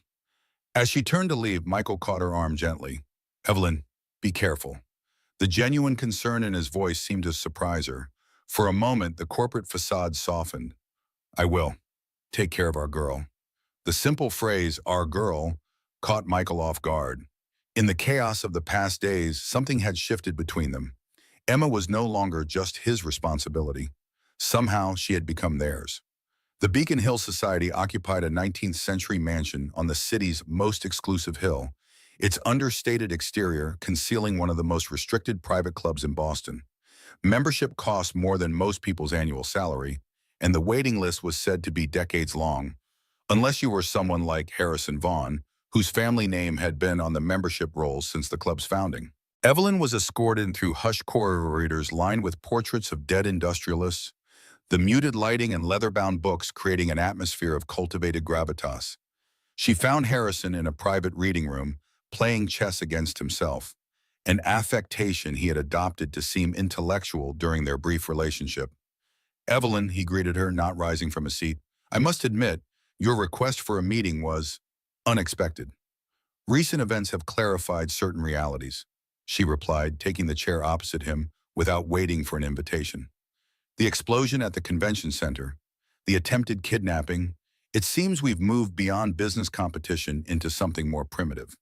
Harrison poured himself a scotch from a crystal decanter, the amber liquid catching the light like liquid gold. I had nothing to do with those unfortunate incidents. We both know that's not true, Evelyn said calmly. Black Summit Industries has been quite busy lately. Shell companies, offshore ag accounts, mercenaries with military training. It's an impressive operation, Harrison, though I wonder how much of it is actually yours. A flicker of unease crossed his face before the practiced smile returned. I'm not sure what you're implying. I'm not implying anything. I'm stating facts. Your recent activities have attracted attention from people who specialize in connecting dots. People like Warren Ellis. The name hit its mark. Harrison's hand paused minutely as he raised his glass, a reaction so subtle most people would have missed it. But Evelyn had built her career on reading micro-expressions, on spotting the moments when confidence fractured. Ellis is a consultant, Harrison said carefully, one of many former intelligence assets on Black Summit's payroll. Is that what you believe? Evelyn asked, her voice carrying genuine curiosity. That a man with Ellis's background and connections works for you? Harrison moved a chess piece, a knight sliding across the board to threaten multiple pieces simultaneously. I believe in cultivating valuable resources, Evelyn.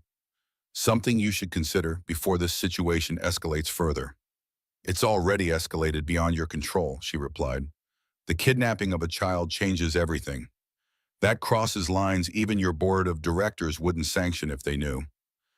I have no idea what you're talking about, Harrison said, but his eyes shifted away. Another tell. Ellis has taken Michael Redfield's daughter, Evelyn continued, watching Harrison closely. A 6-year-old girl has leverage to acquire Guardian. Did you authorize that, Harrison, or is Ellis operating independently now?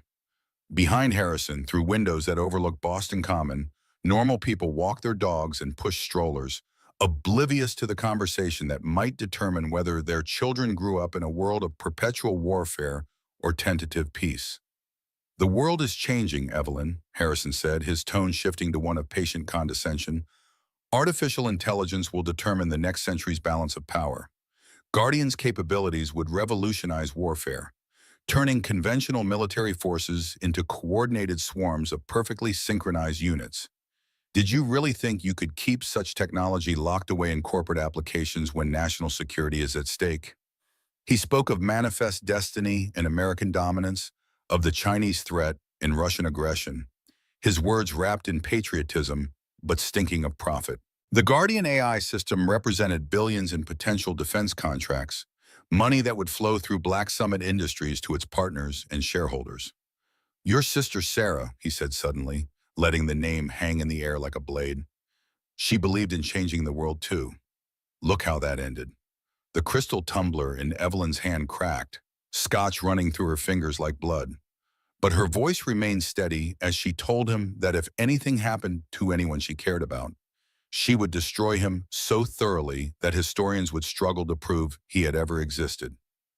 You're making a mistake, Harrison warned as she stood to leave. Ellis isn't someone you can outmaneuver.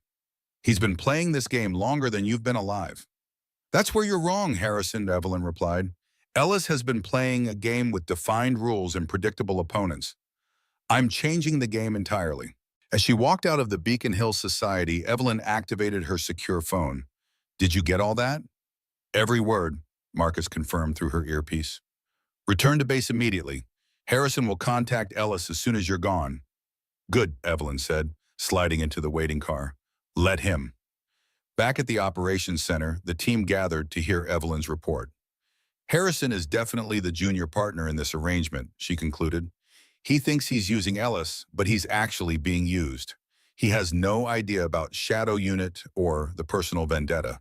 To him, this is just aggressive corporate acquisition, which makes him dangerous but predictable, Jake observed.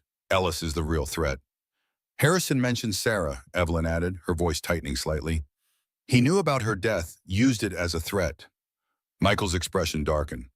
That information wouldn't be in public records, not the details, which means Ellis has been investigating me personally, Evelyn concluded. This isn't just about Guardian anymore. He's making it personal. The revelation hung heavily in the air, the stakes rising with each new piece of information. What had begun as corporate espionage had evolved into something far more dangerous, a collision of past and present that threatened everyone involved. As midnight approached, final preparations were made for the operation at the shipyard. The fake Guardian prototype was prepared, its casing concealing not just sophisticated tracking technology, but a carefully engineered virus designed to infiltrate any system that attempted to access its data. The moment they connect this to their network, Evelyn explained, the virus activates. It's designed to identify and extract any files related to Black Summit operations, Ellis's private communications, financial records, everything. The data will be automatically transmitted to secure Rising Edge servers and simultaneously to FBI and Interpol. Ellis will have safeguards, Jake warned, firewalls, isolation protocols, which is why the virus is designed to appear as Guardian's authentication protocol. Evelyn countered. They'll have to disable their security temporarily to verify the prototype's authenticity. That moment of vulnerability is all we need. As the technical team made final adjustments to the prototype, Michael took Evelyn aside. Before we do this, there's something you need to know. The full truth about Shadow Unit and why Ellis is so determined to eliminate the survivors. In the quiet corner of the warehouse, Michael finally shared the complete story. Not the edited version he had offered before, but the unvarnished truth about Shadow Unit's evolution from humanitarian force to something darker. It started with good intentions, he explained, his voice low and steady. Ellis created Shadow Unit as a response to Rwanda, to Bosnia, places where traditional military intervention came too late to prevent atrocities. We were designed to be the solution. Small teams, minimal footprint, maximum impact. Get in, save lives, get out. No one ever knows we were there. And it worked, Evelyn said, not as a question, but as an understanding. For a while, yes, we prevented massacres, extracted civilians from conflict zones, disrupted terrorist operations before they could target innocents. We believed in the mission completely. Ellis was like a father figure to most of us, the visionary who had created something truly revolutionary in military operations. Michael's expression darkened as he continued. Then things began to change. Gradually at first, target parameters expanding, acceptable collateral damage increasing, mission objectives becoming less clearly humanitarian. Ellis told us it was all part of the greater good, that sometimes prevention required harder measures. When did you realize it had gone too far? Belgrade, 2016. We were sent to eliminate a journalist who had allegedly been compromised by Russian intelligence. The evidence was thin, but Ellis insisted she posed an imminent threat to ongoing operations. Jake and I had doubts, so we conducted our own investigation. What we found was that she wasn't working for the Russians. She was investigating black-budget operations, including Shadow Unit. She had documents linking Ellis to unauthorized operations, weapon sales to non-state actors, targeted killings that had nothing to do with preventing atrocities. Michael paused, the memories clearly painful. We reported our findings through proper channels, believing the system would correct itself. Instead, team members began dying. Training accidents, equipment failures, suicides that didn't make sense. By the time we realized Ellis was eliminating threats within the unit, it was almost too late. And Elena, where does she fit into this? Elena Karloff was a civilian analyst assigned to Shadow Unit for data pattern recognition. She was brilliant, could see connections no one else could. She was also idealistic, believed in the original mission completely.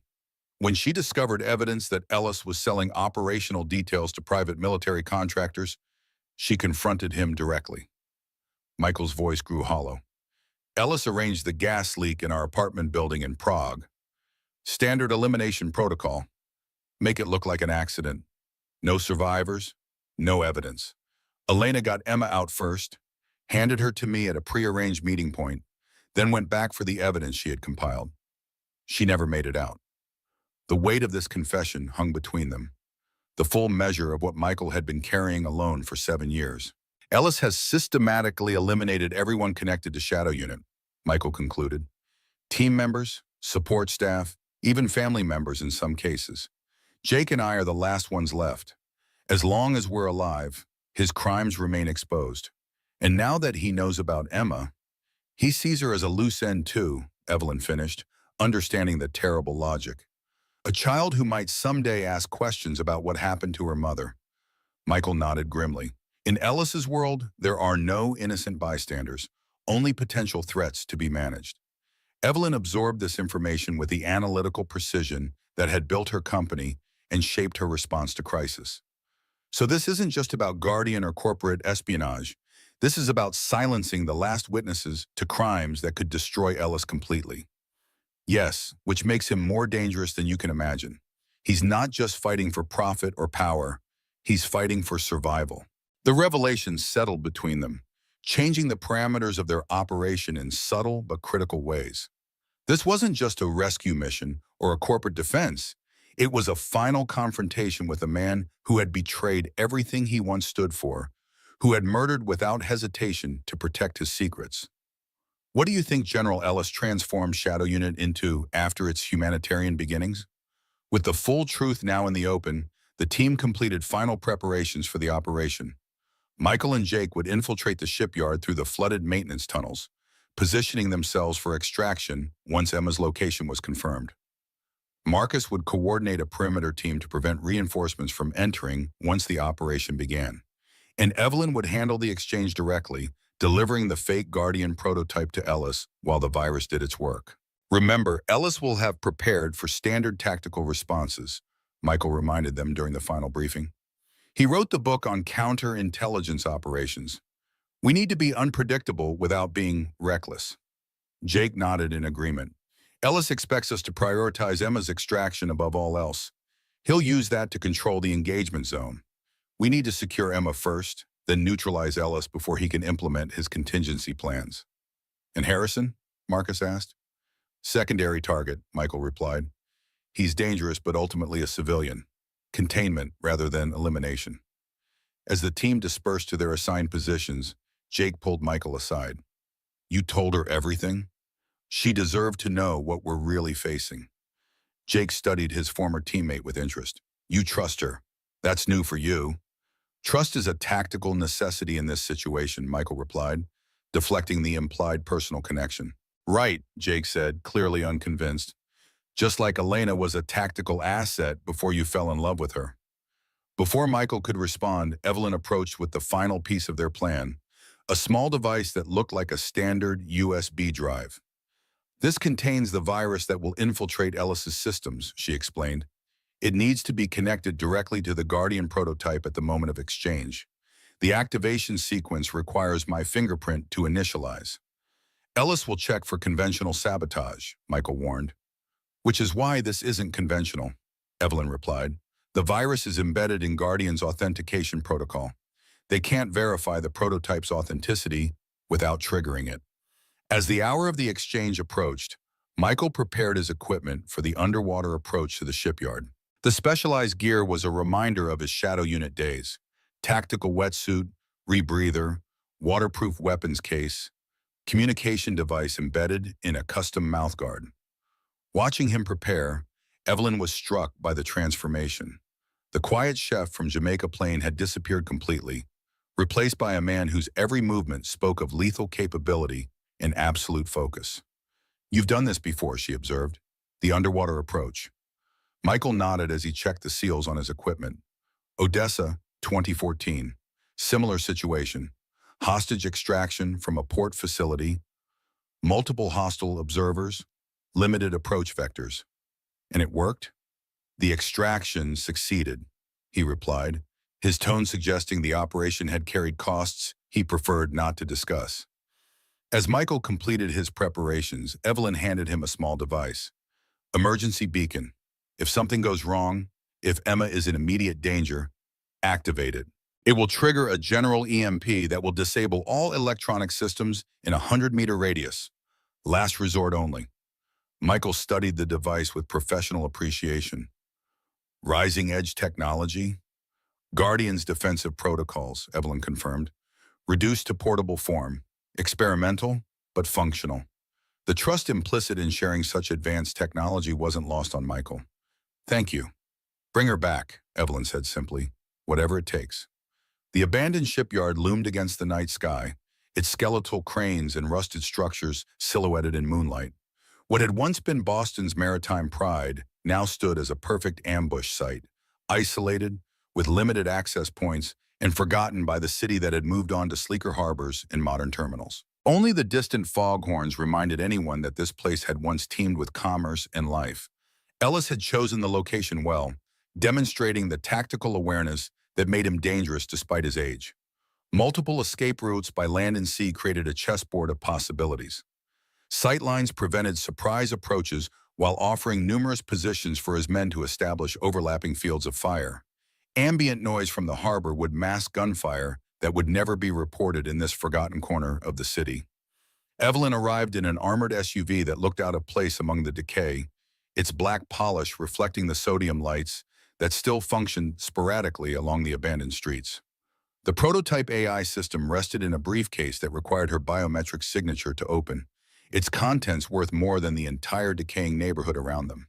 Harrison waited on the pier with 10 men, professionals who moved with the same lethal grace Michael displayed, fellow graduates of the shadow world where violence was currency and death was a negotiable transaction that could be bought, sold, or traded like any other commodity.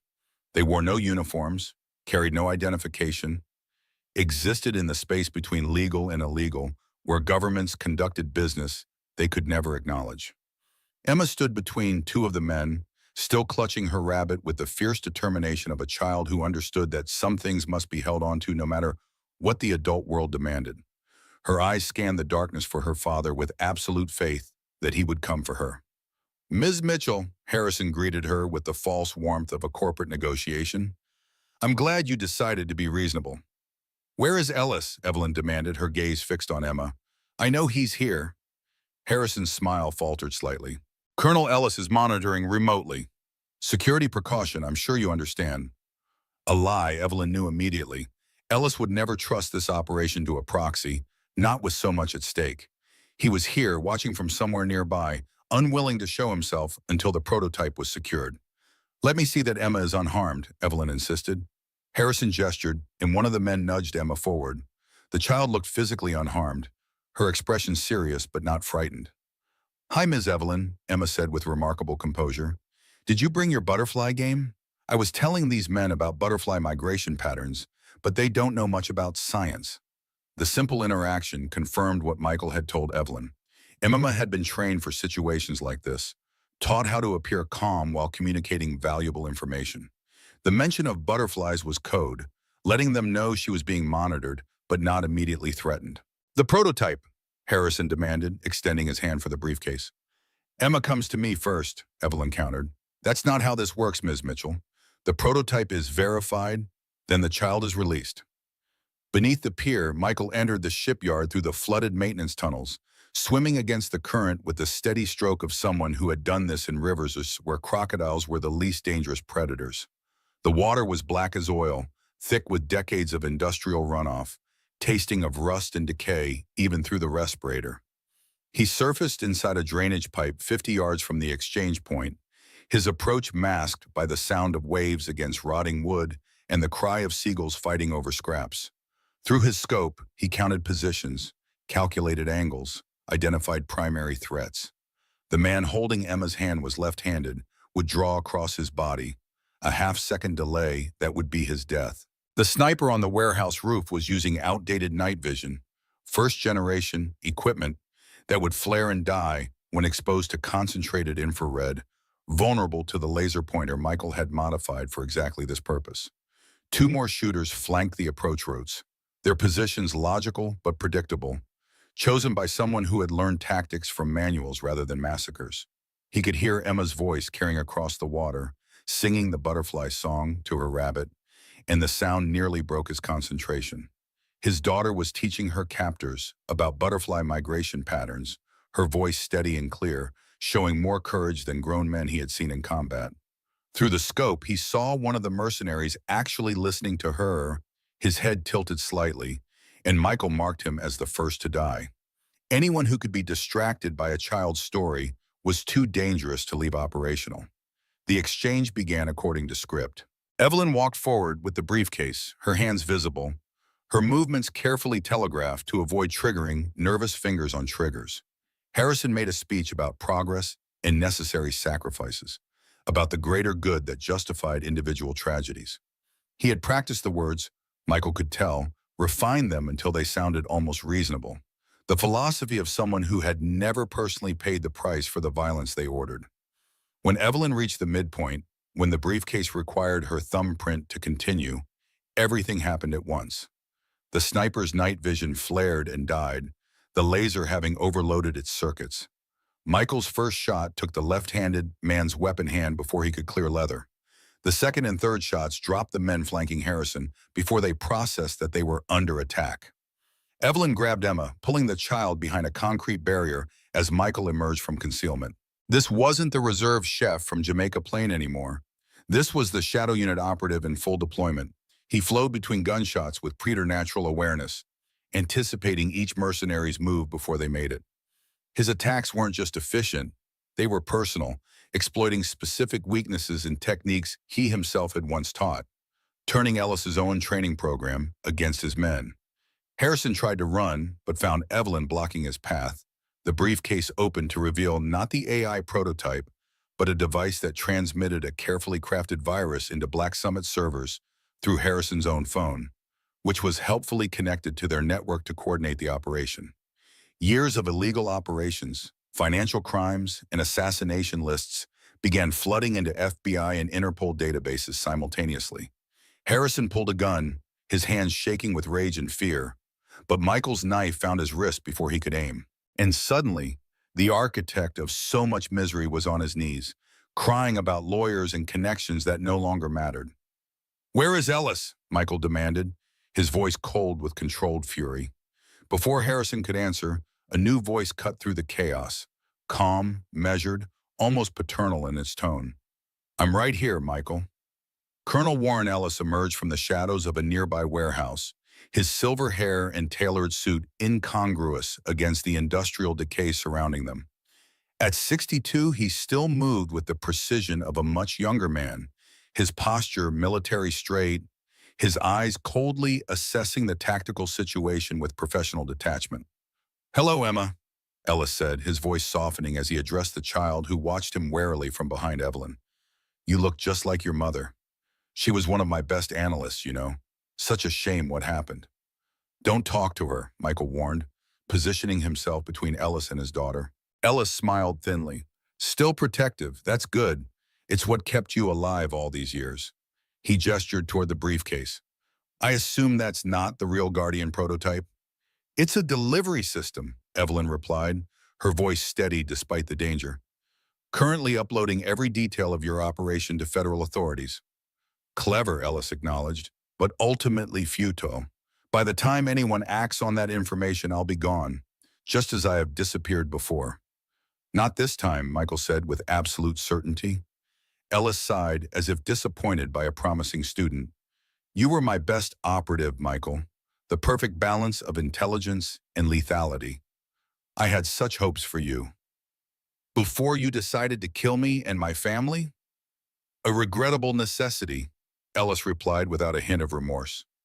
Shadow Unit evolved beyond its original parameters. Those who couldn't adapt became liabilities.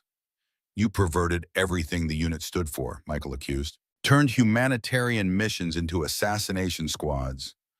Prevention into elimination. I made it relevant, Ellis countered.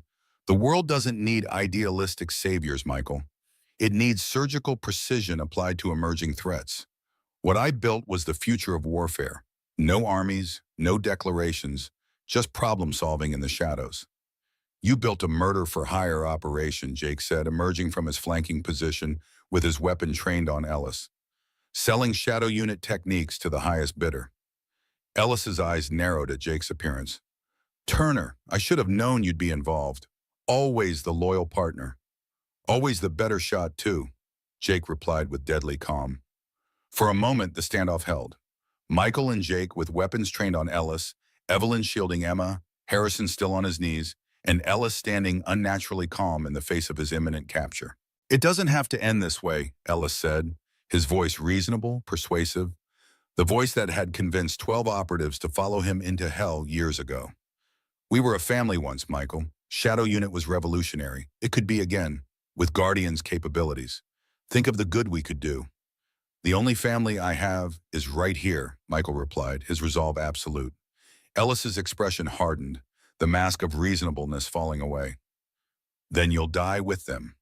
The gunshot that caught Michael came from an unexpected angle, a hidden shooter Evelyn had not accounted for in their planning. The bullet tore through his shoulder, spinning him around, his blood painting abstract patterns on the concrete. But he kept moving, kept fighting, because Emma was watching, and he had promised her in those final moments in Prague that their daughter would never see him stop fighting for her. Emma, seeing her father wounded, did something unexpected. She began talking loudly about blue morpho butterflies, their migration patterns, their defensive capabilities. The seemingly random nature of her comments momentarily confused Ellis's men, creating a split-second distraction that Jake exploited with lethal efficiency, dropping 2 more operatives before they could recover. Sometimes protecting isn't about keeping someone safe from the world, Michael had told Emma during one of their practice drills. It's about preparing them to face it. The chaos escalated as Marcus's perimeter team engaged Ellis's external security, cutting off potential reinforcements. Evelyn maintained her position, shielding Emma, her corporate poise replaced by the fierce protectiveness of someone defending not just an asset, but a child she had come to care for deeply. Ellis, seeing his advantage slipping away, made a desperate play. He lunged toward Emma, calculating correctly that neither Michael nor Jake would risk a shot with the child in the line of fire. What he hadn't accounted for was Evelyn Mitchell's determination. As Ellis reached for Emma, Evelyn moved with unexpected speed, intercepting him with a precision strike to the throat, a move Michael recognized from Rising Edge's executive protection training. Ellis staggered back, momentarily stunned by the ferocity of her attack. That moment of vulnerability was all Jake needed. His shot caught Ellis in the shoulder, a mirror of Michael's wound, a professional courtesy that ensured capture rather than death. It's over, Ellis, Jake said, approaching with his weapon still trained on his former commander. Shadow Unit ends tonight. Ellis, even wounded and cornered, maintained his cold composure. Nothing ends, Jake. There will always be a need for what we created. Always be men willing to operate in the shadows. You can kill me, but you can't kill the idea. We're not going to kill you, Michael said, rising to his feet despite his injury. We're going to expose you, every operation, every assassination, every dollar you've funneled through Black Summit, all of it public record. Your legacy won't be Shadow Unit's revolutionary approach to prevention. It will be corruption, murder, and treason. The realization of complete defeat finally registered in Ellis's eyes, the understanding that death would have been a mercy compared to what awaited him. His carefully constructed shadow empire would be dismantled in the harsh light of public scrutiny, his name synonymous not with innovation, but with betrayal. As sirens filled the air, their red and blue lights painting abstract patterns on the rain-slicked walls of the abandoned shipyard, Michael made his way to Emma, kneeling despite his injury to look her in the eyes. "You did perfectly," he told her, his voice gentle despite the pain, "just like we practiced." Emma nodded solemnly, reaching out to touch his wounded shoulder with careful fingers. "You're hurt." "I'll be okay, sweetheart." "Promise?" "Promise, Wash." Evelyn joined them, her composure momentarily fractured by concern. "The FBI response team is 2 minutes out. Medical support is with them." Michael nodded gratefully, the blood loss beginning to affect his focus. As the adrenaline of combat faded, the full extent of his injury became apparent. The bullet had done significant damage, tearing through muscle and tendon, chipping bone. Evelyn held Michael as the medics worked, her designer suit ruined by his blood, her composed executive facade shattered by tears she had not shed since her sister's funeral years ago. Emma stood beside them, holding her rabbit in one hand and her father's finger in the other, whispering that he was not allowed to leave because they had not finished reading about the brave princess who saved the kingdom. Michael managed to smile, to tell his daughter that this story would have a happy ending, that sometimes the princess saved everyone, even the broken knight who had forgotten he deserved saving. "Who do you think shot Michael during the confrontation at the shipyard?" Recovery took 3 months that felt like 3 years and 3 seconds simultaneously. The bullet had done significant damage, tearing through muscle and tendon, chipping bone, leaving behind metal fragments that would set off airport scanners for the rest of his life. The surgeons at Massachusetts General had worked for 9 hours to repair what they called extensive traumatic damage. But what Michael thought of as the price of admission back to the living. Physical therapy became his new battlefield. Each session, a war against his own body's desire to surrender. The therapist, a former Army medic named Janet, who had seen her share of broken soldiers, pushed him past pain into agony and then through to the other side where progress lived. Emma transformed the sterile hospital environment with her presence. Instead of being intimidated by the medical setting, she established a routine: homework in the morning, drawing sessions in the afternoon, and hospital explorations, where she'd interview staff about their jobs. Her sketchbook filled with portraits of the medical team, each annotated with observations only a child would make. Dr. Patel's stethoscope is always cold, but his laugh is warm, and Nurse Roberta has 17 pictures of her cats on her desk. The pediatric staff began looking forward to her visits, this tiny old soul who brought unexpected light to their demanding days. Evelyn visited daily, initially maintaining professional distance, checking on her security consultant's progress with the same efficiency she brought to quarterly reports. She would arrive at exactly 4:30, stay for precisely 1 hour, her presence as regulated as everything else in her life. But gradually, inexorably, the visits became less formal. She started bringing coffee from the shop Michael liked, dark roast with a hint of cinnamon that reminded him of better mornings. She brought Emma books, helped with multiplication tables, and discovered that the 6-year-old had inherited her father's ability to see through pretense to the truth beneath. One evening, she found herself still there at midnight, having spent 6 hours teaching Emma to code on her laptop, watching the child's face light up as she made a digital butterfly fly across the screen. Michael had pretended to sleep, but watched them through barely open eyes, these two pieces of his heart learning to recognize each other.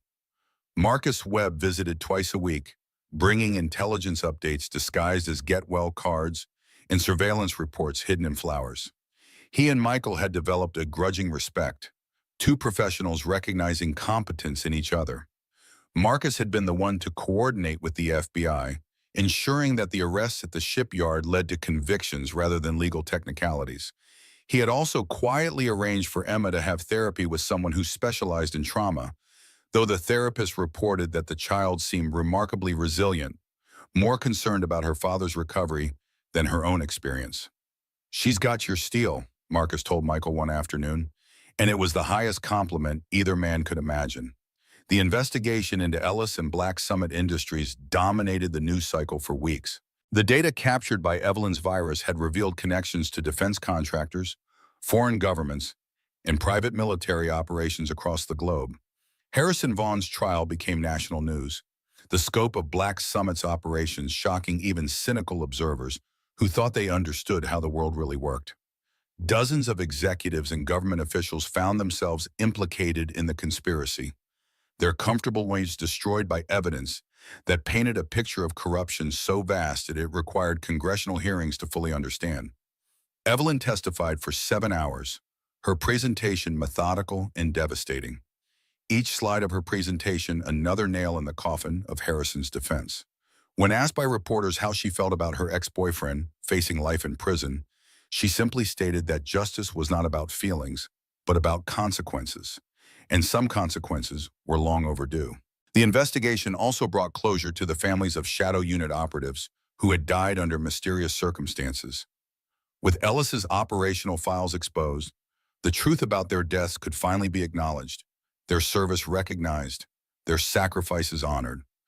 For the first time in 7 years, Michael could speak Elena's name without looking over his shoulder, could share stories of her brilliance and courage with their daughter without fear. The first time Evelyn cooked for them, the smoke alarm went off twice and the pasta somehow managed to be both overcooked and crunchy. Michael watched from the couch, still moving carefully, as she cursed at his stove and threatened to have her assistant order replacement equipment. Emma solemnly informed her that the stove worked fine, but you had to talk nicely to it, a piece of wisdom that made Michael laugh for the first time since the shooting. "It's not funny," Evelyn protested, though her lips twitched with suppressed amusement. "I run a multi-billion-dollar technology company. I should be able to boil water." "Running a company doesn't make you a chef," Emma pointed out with the devastating logic of childhood. "Daddy says cooking is about patience, not control." They ate the questionable meal together, Emma chattering about school, Michael and Evelyn communicating in glances and half-smiles, building something fragile and precious from the wreckage of their respective isolations. 6 months after the confrontation at the shipyard, with Michael's recovery progressing steadily and Ellis awaiting trial in federal custody, Rising Edge went public with a valuation that made Evelyn one of the youngest billionaires in America. She stood at the podium of the New York Stock Exchange with Michael in the crowd, no longer hiding, no longer running, just a man watching the woman he loved change the world. Emma sat on his shoulders wearing a dress Evelyn had helped her pick out, waving at the cameras with the confidence of a child who knew she was loved, protected, and part of something larger than herself.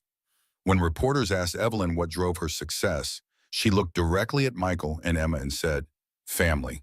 The family you're born with, the family you choose, and the family that chooses you back."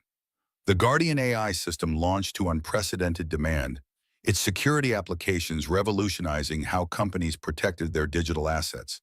But Evelyn insisted on ethical restrictions, refusing contracts from organizations that failed to meet humanitarian standards, a decision that cost billions but earned something more valuable than money. She became known as the CEO who could not be bought, who had faced down death threats and emerged stronger, who had chosen principle over profit and somehow still dominated the market. The technology press called her untouchable, but Michael knew better. He saw the nightmares that sometimes woke her, the way she still checked shadows, the armor she wore disguised as designer suits. On a crisp October afternoon, Boston Common blazed with autumn colors that looked painted by an artist who favored drama over subtlety. Emma ran ahead, chasing leaves that danced on the wind, her laughter carrying back to where Michael and Evelyn walked side by side. Other families filled the park, normal people living normal lives, unaware that among them walked a ghost who had returned to life and a warrior who had learned that strength could take many forms. Michael moved without his former predatory grace, the shoulder injury having left him with a slight hitch in his stride that would never fully heal, a reminder written in scar tissue of the price of redemption. Evelyn watched Emma play, seeing in the child's joy something she had lost in boardrooms and spreadsheets, a simplicity that cut through complexity like Alexander's sword through the Gordian knot. She had spent so many years building walls, each betrayal adding another layer of protection until she had become unreachable even to herself. But this strange, violent gentleman and his extraordinary daughter had found a way past every defense, not by force but by simply existing in her presence with their complicated love and uncompromising loyalty. When she had asked Michael why he trusted her with their safety, he had replied that trust was not given but built, one small moment at a time, and they had been building something together since that night in the parking garage.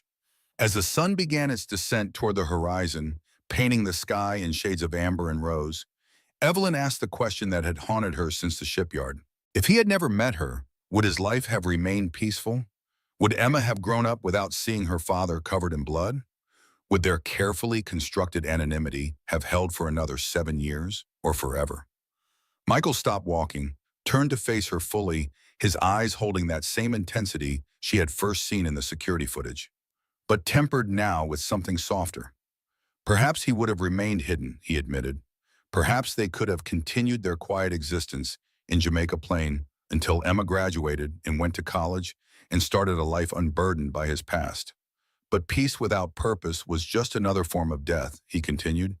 And watching Evelyn fight for something greater than profit, seeing her refuse to compromise, even when it would have been safer to surrender, had reminded him that some battles were worth emerging from shadow to fight.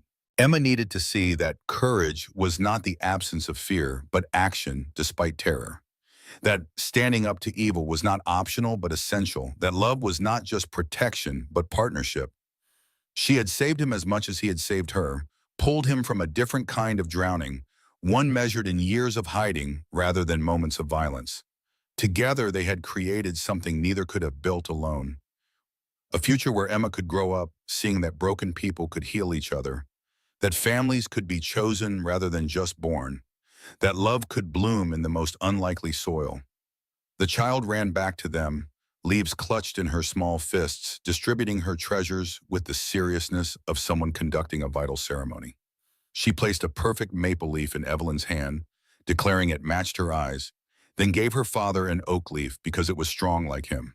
And this one, she said, producing a golden birch leaf with the flourish of a magician, is for all of us together because it's beautiful and whole, even though it fell from the tree.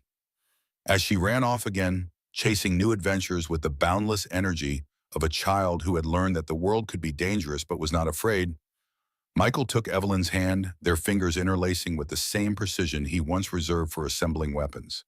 They walked together through the gathering dusk, three people who had found each other in violence, but chose to build something from the ashes of their respective damages. The city moved around them, unaware and uncaring, millions of lives intersecting and diverging in patterns too complex for any AI to fully map. Street musicians played for quarters, their melodies mixing with traffic sounds and distant sirens, all to create the symphony of urban existence. But in their small circle of connection, in the space between a father's protection and a woman's ambition, in a child's laughter that rang like bells through the autumn air, they had created something worth defending.